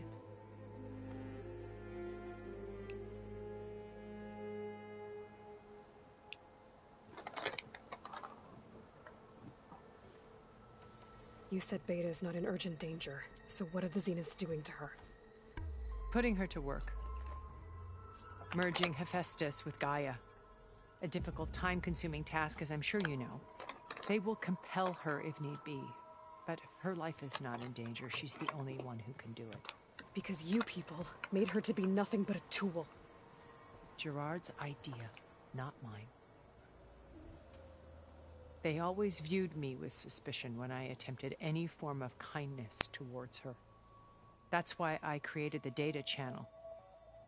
A virtual place where we could speak in peace.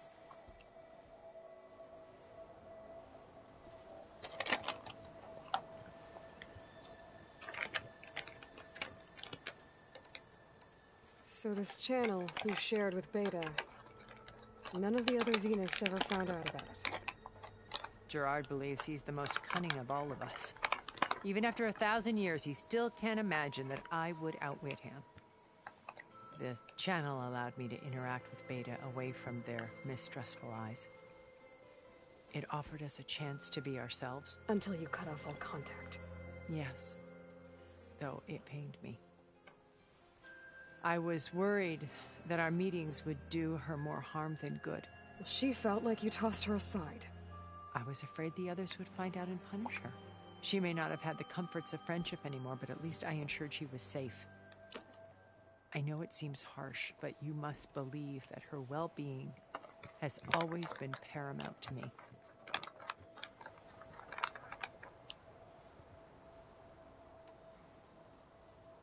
Why did you make the data channel look like this place? I built this house as a shelter to weather any storm. A safe place. Not just for me, but for the art stored below. Cultural artifacts of incalculable value. Truly some of the greatest achievements of human civilization. And you wanted Beta to see them? Yes. Her upbringing was so cold and technical. I thought if she could experience Vermeer and Rembrandt, it would bring something else into her life. A heritage every bit as valuable as the scientific and technical data being drummed into her. I'm sorry I had to cut off contact, but I'll never regret sharing this house with her. She needed its shelter even more than I did.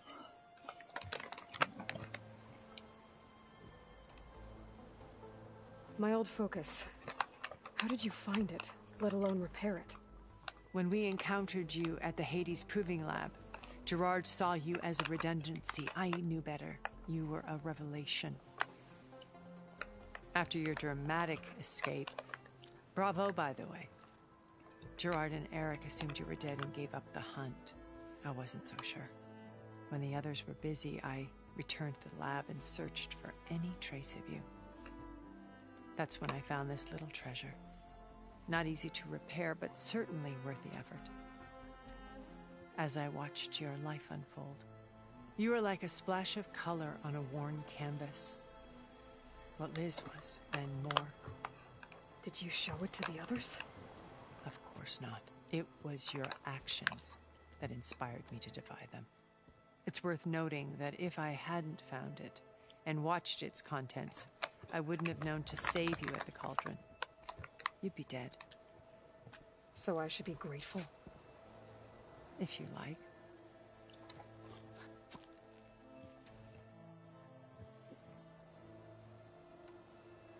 Beta told me your colony was destroyed. That you came back to Earth because you had nowhere else to go. It's true. After we reached our destination, a planet in the Sirius star system, we spent decades building a new home. The physical constraints of Earth, the boundaries of mortality, gone. To think of what we could have done with it. It might have been a utopia. Instead, we stagnated, absorbed in effortless comforts and virtual realities. It took a cataclysm to finally yank us out of our stupor. What happened? A massive geological event. We knew of instabilities in the planet core, but we underestimated them. By the time the collapse was upon us, it was too late to stop it. Only a few of us made it to the ship in time. We set course for Earth, the only safe harbor left to us. Which you decided to make unsafe for anyone else. Not me. Gerard. He believes it's better to wipe the canvas clean than work around the smudges. No more primitive tribes, no more combat machines, only a blank slate to do with as he pleases. But we will stop him. All we have to do is get into that base.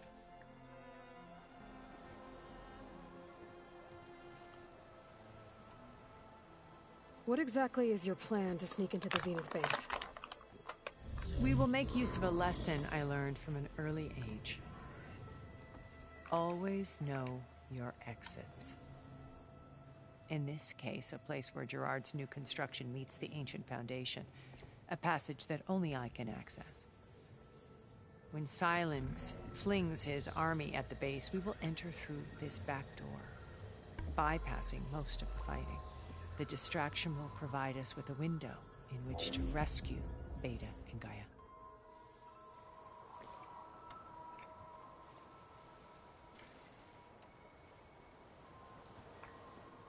So you know all about me. What about you? What would you like to know? Well, start with your life on Earth. When I was 8, terrorists flooded my home city. Thousands drowned, my parents included. I was one of the few who survived. My guardian sent me to boarding school. Among my peers, I was the strange girl, the orphan to be avoided. All because of circumstances beyond my control. Oh. So we're a lot alike, huh? Aren't we? You were an outcast. But you didn't let that stop you from getting what you needed. Neither did I. I climbed my way out of desolation and used my wits to build a fortune. First from the technical analysis of art and the detection of forgeries. Profitable expertise in those days. But as it turned out, the software I developed was even more useful for counterintelligence. From there, it was only a short step to gathering extremely valuable intelligence on my own. You were a spy? More like a service one could turn to for information. I had to remain anonymous, of course, to protect my privacy. But despite that anonymity, Far Zenith inevitably sought me out.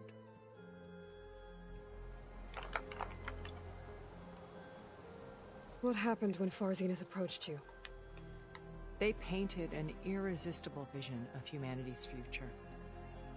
One where we need not fear illness or death, where we explored the furthest reaches of the stars and thrived. It was only later that I realized that they only intended to bequeath this future to the rich and powerful. By the time I finally figured it out, the walls were closing in, Pharaoh's machines were devouring the Earth. So I accepted Far Zenith's invitation to a berth on the Odyssey. I wanted Liz to come, but she had nobler plans, as you well know.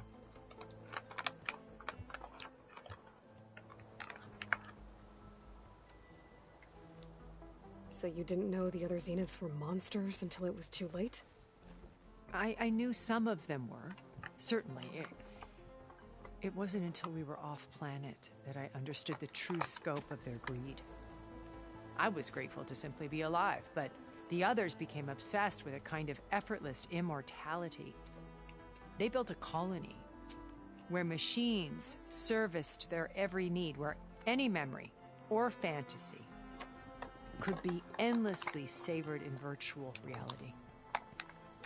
It wasn't life. It was stultifying, a pampered dream state. As the decades passed, I withdrew more and more, alone yet again, but this time with eons to consider my mistakes.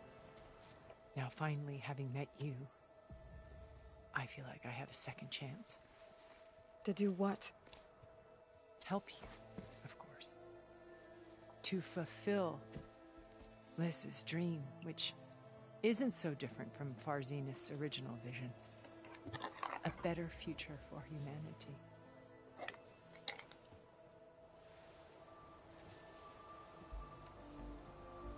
Once we're inside the base, where will we find Beta and Gaia? Here, in the command center. By then, Gaia will have been reunited with all of its subordinate functions, including Hephaestus. What about the Alpha build of Apollo on your ship? A simple matter of recovery once the others have been dealt with. With that in hand, we'll have everything we need to make this world as it should be.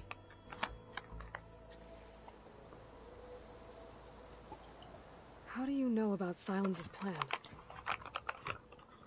He isn't the only one adept at spyware. You hacked his focus? No, he's too careful for that. But his subordinates? Not so much. He gave additional focuses to the tribals he branded the Sons of Prometheus. The ones working with Regala. By tapping their focuses, I learned about most of his dealings. The distribution of override technology, the arming of Tanakh rebels, and the secret pact with Regala to attack Gerard's base. But how did he come up with a weapon that can take down your shields? That's the one thing I haven't been able to figure out, but however he did it, I'm quite certain it will work. With it and the Tanakh army, victory seems to be within his grasp. Such a shame he'll be disappointed.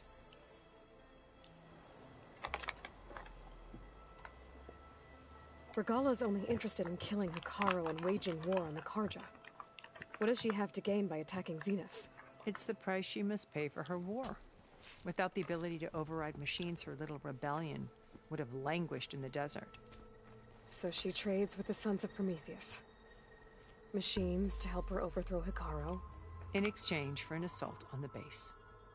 Pride has deluded her into thinking she can actually survive such a battle. And all without ever knowing who the Sons of Prometheus really answer to. Yet for all of Silence's brilliance, still he underestimates you. That blind spot is what will allow us to take Beta and Gaia right out from under him. While hundreds of Tenakth are cut down outside.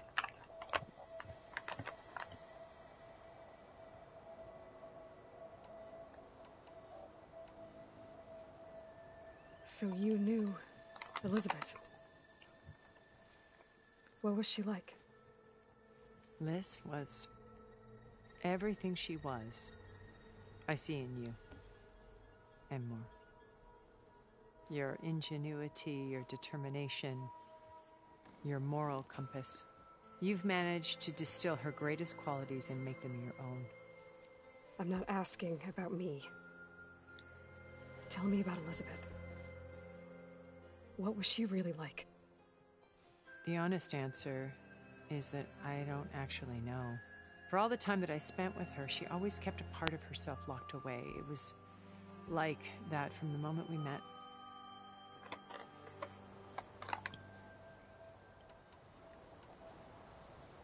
So when you met Elizabeth, she was what? Distant? Aloof? Not aloof. Not exactly. It was a summit in Paris about machine learning, a touchy subject in those days, because regulatory authorities were just starting to clamp down on AIs. Liz gave the keynote address. She had already achieved great renown for her work in automated environmental reclamation. But in her address, she was just starting to imagine the next step. An AI-driven system that wouldn't just act on its programming, but actually take responsibility for its sphere of influence. To care about life. Not just follow orders. Revolutionary stuff. I was fascinated. And I wanted to meet her for a long time. I watched her after her talk. She had spoken with such moral authority, such empathy. But after that, she retreated. I could tell she felt uncomfortable with all of her admirers. It was as if giving the talk had cost her something. I didn't want to be a pest, so I planned my approach carefully.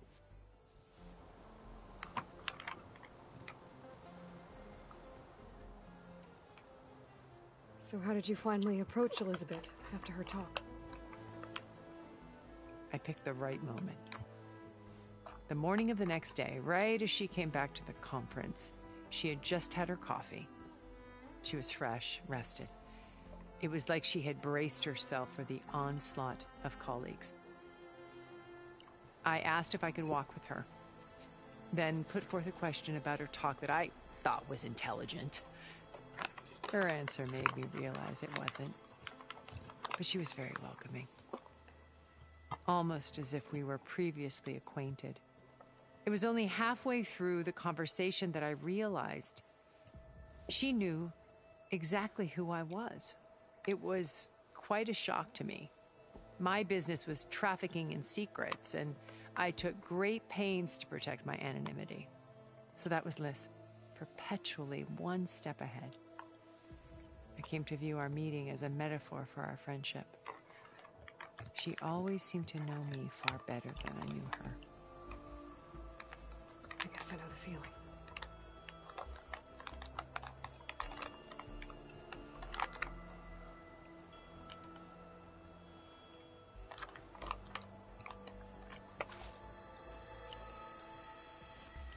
First Varl. Now Hekarro and the Tenakth. Your plan would wipe out an entire tribe. There has to be another way. We are in an admittedly desperate situation, but I assure you there isn't. Remember Zero Dawn. Elizabeth's sacrifice. Sometimes many have to die for a new world to grow. If it looks impossible, look deeper. Wait. The data channel. It still exists, doesn't it? I need you to open it. Let me talk to Beta. Impossible. We might be detected. It's worth the risk. There is another way, one where the Tenakth survive. But we won't. If the others... If you want to help, open it.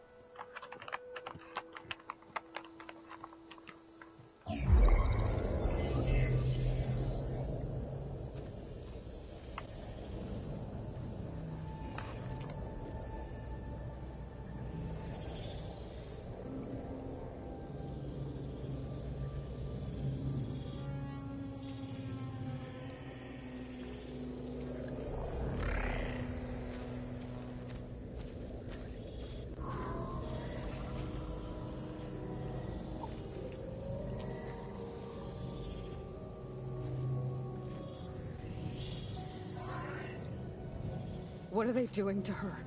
Virtual reality dissociation. The manual merge of Hephaestus will take hours upon hours of tedious micromanagement. If she resists the work, they run simulations to induce feelings of isolation and despair. Beta, can you hear me? You're alive. They're watching me. I can't hold up this extra projection for long. You should have killed me. No. No, look at me. I'm coming for you. I promise. Okay? I just need you to hold out a little while longer and work on the merge.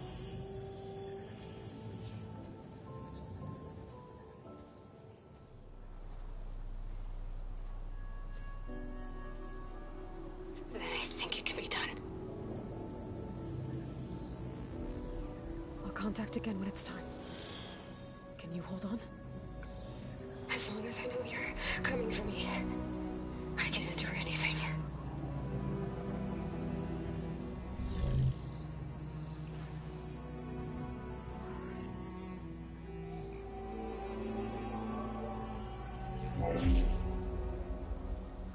All right.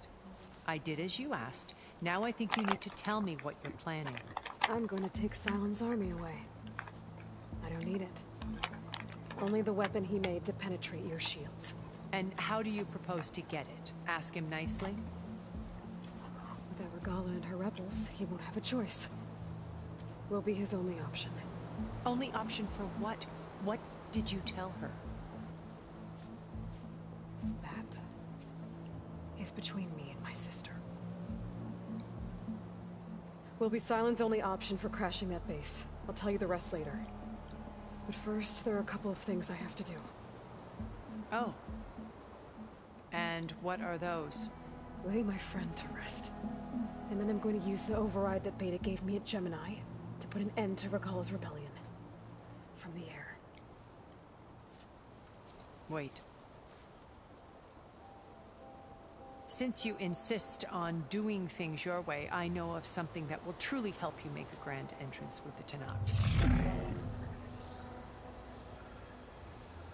The ancient Horus Titans still possess electromagnetic energy cells as part of their arsenal.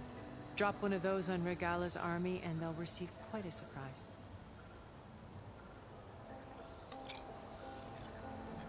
So go, do what you must. I'll come to your base if you manage to bring Silence to the table. Not if. When.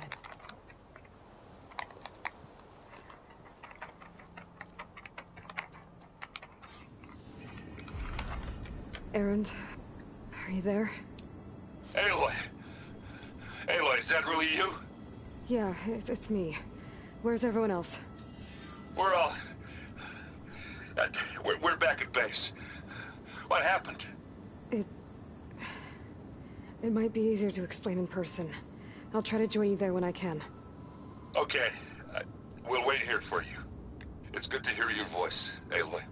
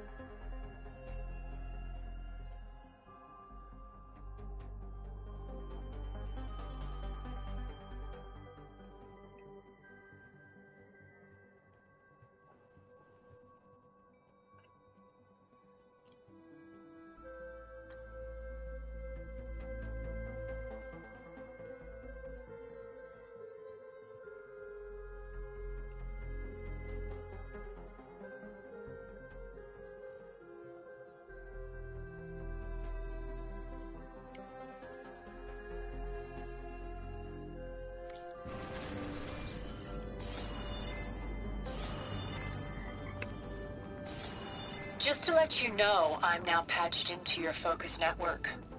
Great. I take it the other Zeniths can't hear us? Of course not. And they don't know about your base either, in case you were wondering. I've sent you data on the Horus energy cells you can use against Regala's forces. Reach out to me when you're ready to acquire one. Understood.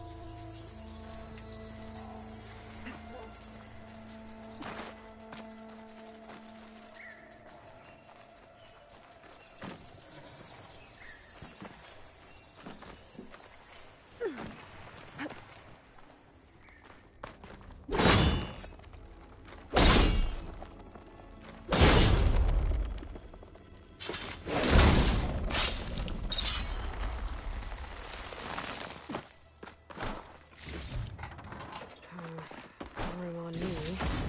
Send it to my stash.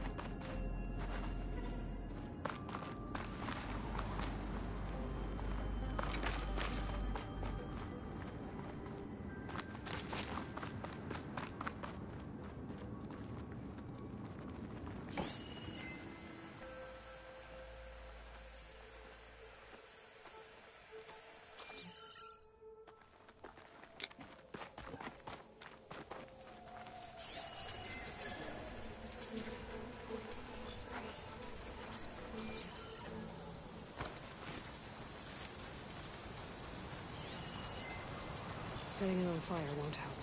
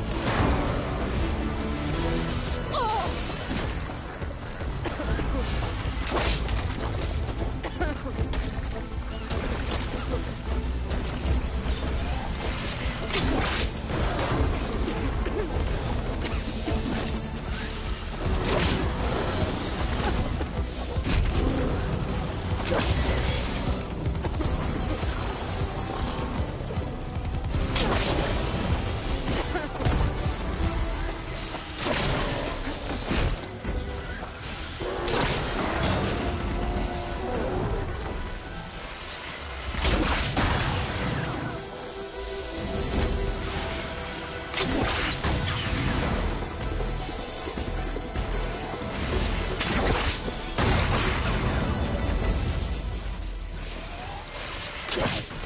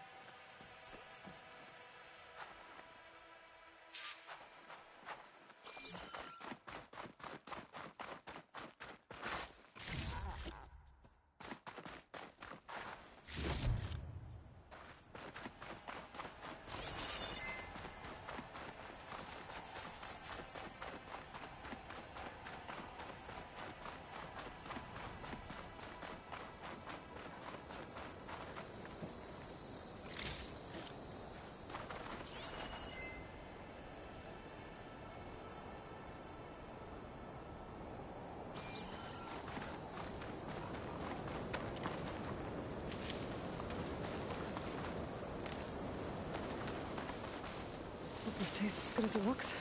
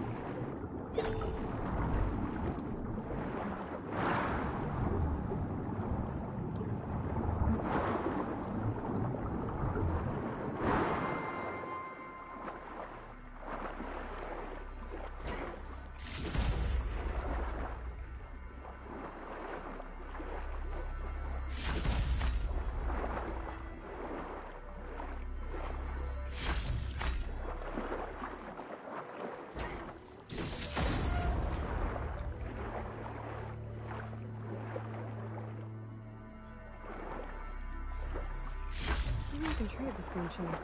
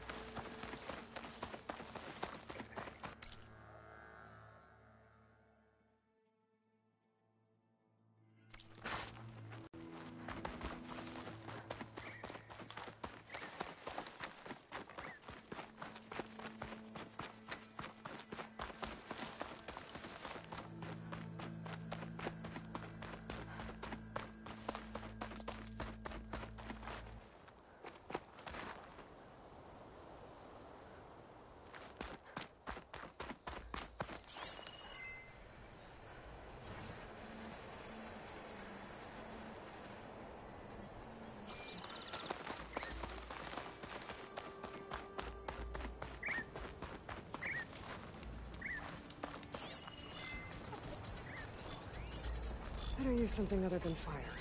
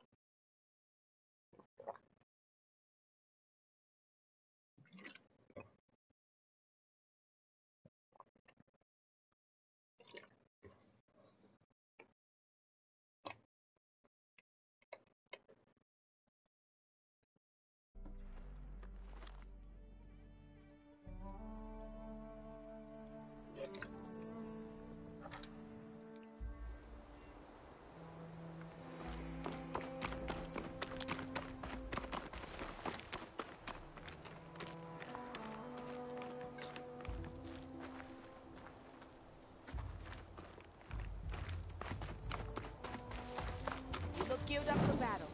Always a smart choice.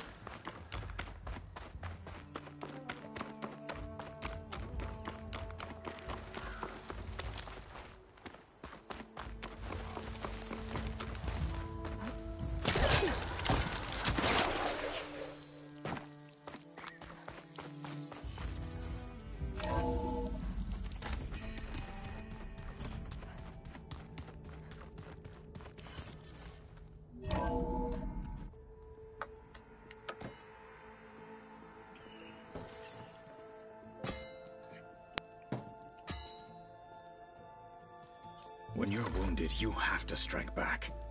Draw blood. Hey! Can't I get one damn minute to mourn my friend? Regala is going to slaughter my tribe to overthrow Hikaru. The Zeniths have Beta and Gaia. We can't sit around wallowing in our losses. Kotallo's right.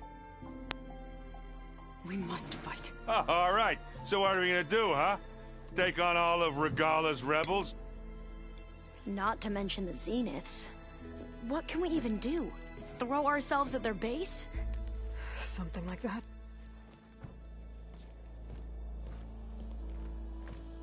So...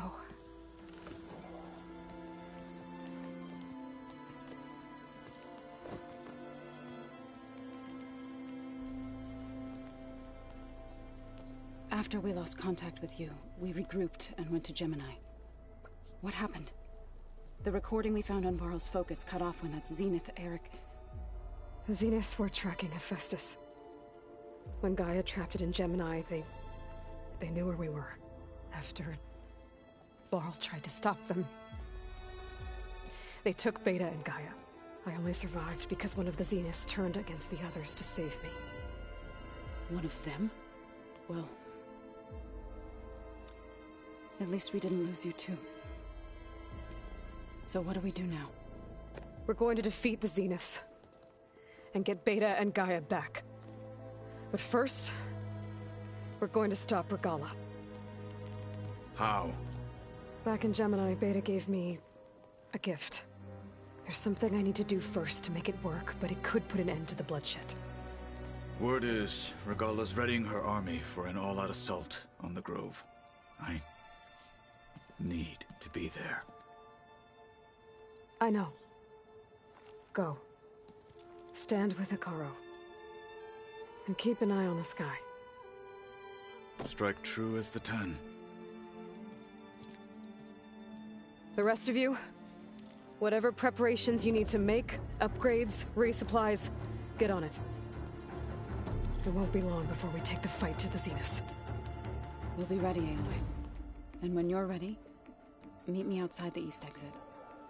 I'd like to have a word in private. Even when things are darkest, you're the flame that lights the way forward. Just tell me one thing. Am I gonna get to smash up a bunch of Zenith bastards? We all are. Good.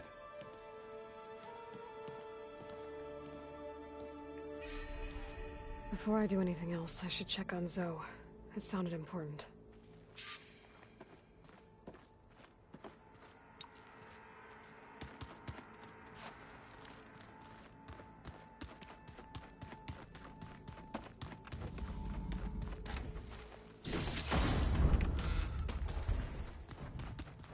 It's all going...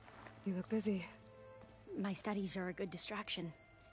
Especially after Cauldron Gemini. Varl, Beta, Gaia... gone. And that's just the beginning. The Zeniths want to rob us of our future, too. We won't let that happen. How are you holding up? Varl's loss is heavy on everyone's mind. I didn't know him well, but I can see how much he meant to the others. Zoe and Aaron seem to have taken to it the hardest, but I don't quite know what to say to them. They need time to sort through it. And what about you? Will time heal your wounds? I don't know. I try not to think about it. Seems like everyone's ready to take the fight to the enemy. Kotallo more than most. If I were this Regala, I wouldn't want to cross him on the battlefield. Regala still has a lot of machines on her side. That's where you come in, I suspect. If my plan works. So, all of the tribes here are new to you? Yes. I've been studying up on them. The most fascinating one thus far has been the Tanacht. An entire culture based on the holograms of an ancient museum. There's much they've misinterpreted, not unlike the Quen. But still, there's a nobility to what they've become. And deadly. Tilda, the Zenith that Beta mentioned. Did she say why? She knew Elizabeth Sobek. She was willing to share information on both Silence's plans and the other Zeniths. But where I come from, the more valuable the knowledge shared, the higher the price extracted. I'd be careful if I were you, Aloy. I should get going. Be ready to go on my signal, okay? I won't let you down. I know.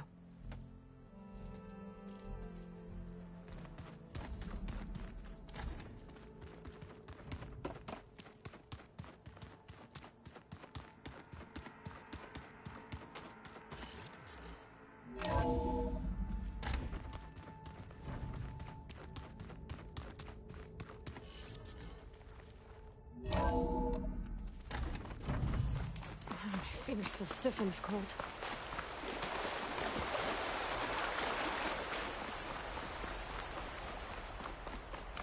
Over here, Anne.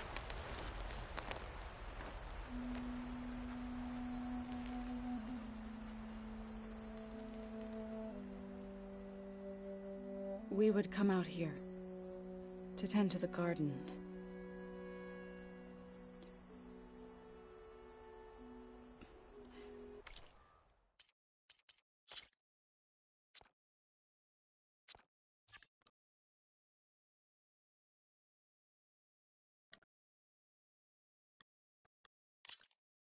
Sometimes I needed fresh air.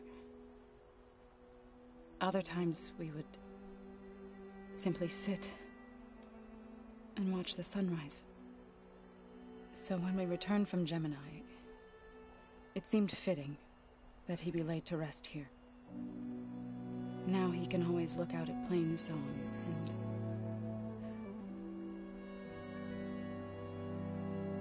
further east, to the Nora Sacred Lands. He would have liked that. He often spoke of his sister, Bala. He said she used to gather her favorite golden blooms and tie them to her spear. Their mother called it useless, but Bala was stubborn. Yeah, she seemed like that. It wasn't easy. But I tracked down the flower. Gathered its seeds.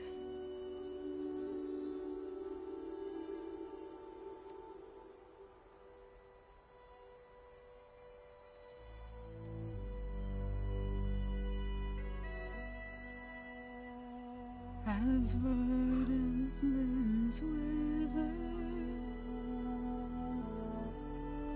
roots rot in snow,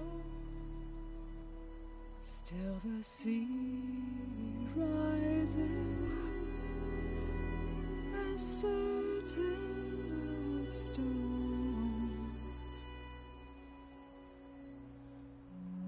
From death follows new life. So it is with the land.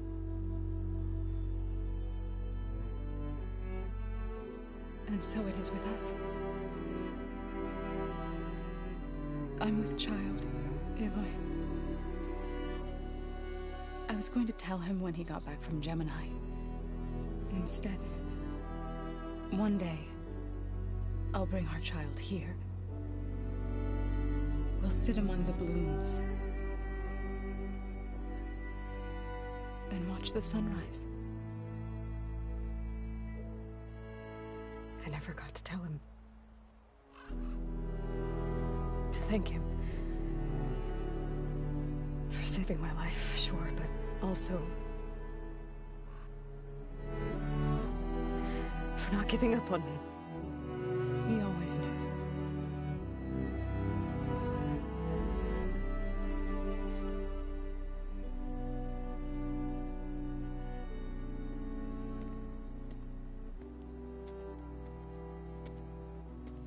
Goodbye, Varl. I promise to look after them.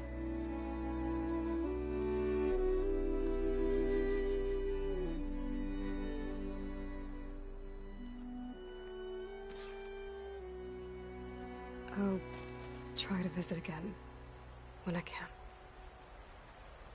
But for now, I need to go to the fabrication terminal to install the new override on my spear.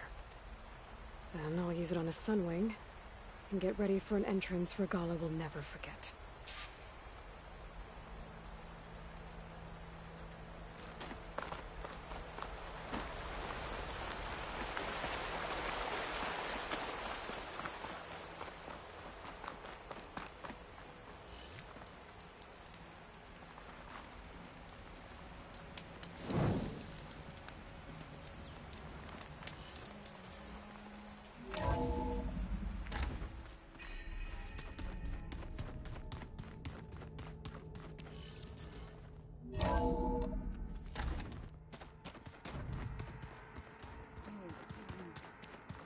Yeah? I was thinking of the spa project. When you have the time. Oh, sure. Yeah, of course. It might be a way to deal with my anger. Yeah, beating the crap out of me makes you feel better. I'm all for it.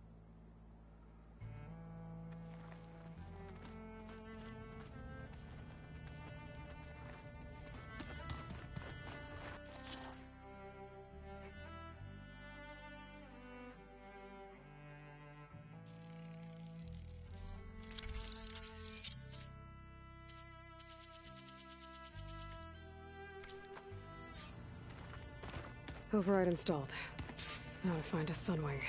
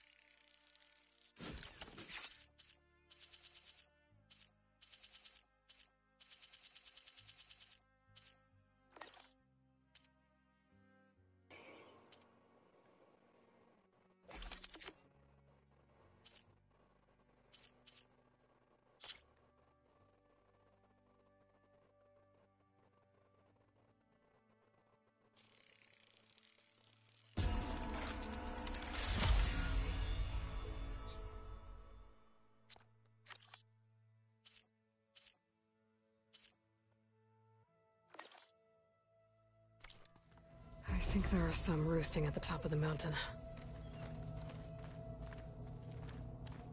keep thinking he's just gonna be standing there.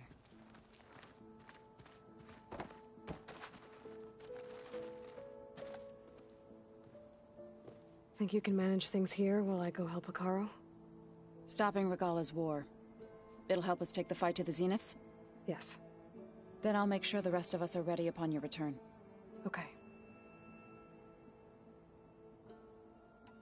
How's Aaron doing? For a moment there, he thought he'd lost both you and Varl. But he never truly succumbed to despair. Guess that Oseram's stubbornness comes in handy sometimes. We'll be facing Spectre drones soon. Aaron and Katalo have fought them before, so... Already asked them to run us through some combat drills. Aaron moves like an oaf, but he's good with that hammer. I know we both want to make the Zeniths pay for what they've done. But once we infiltrate their base, our priority will be to get Gaia and Beta out of there. Don't worry. I won't go seeking revenge like some blood-crazed Tenakth. Wherever your arrow strikes, mine will follow. Let's hope we hit our targets.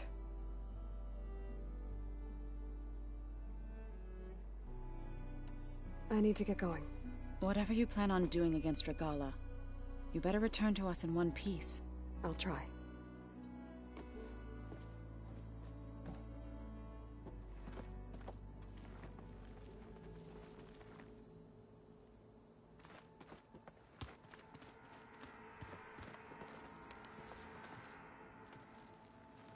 I thought you were gonna go fight some Tenakth.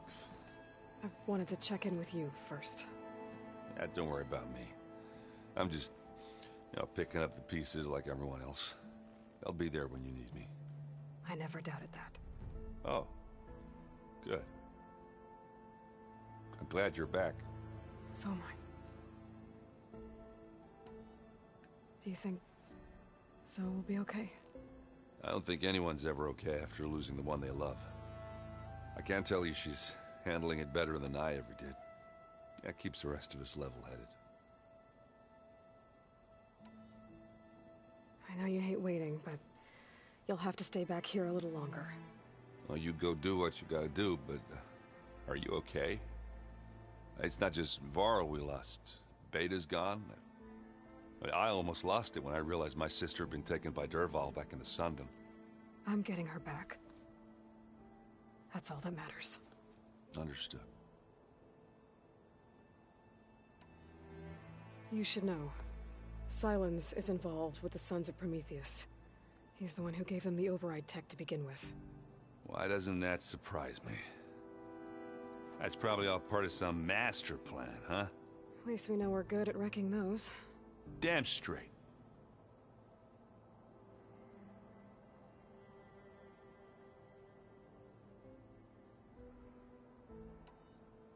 I need to get going. You better get there before Katalo tries to take on Regala's entire army by himself. Yeah, do me a favor. Don't go disappearing on us again. I'll do my best.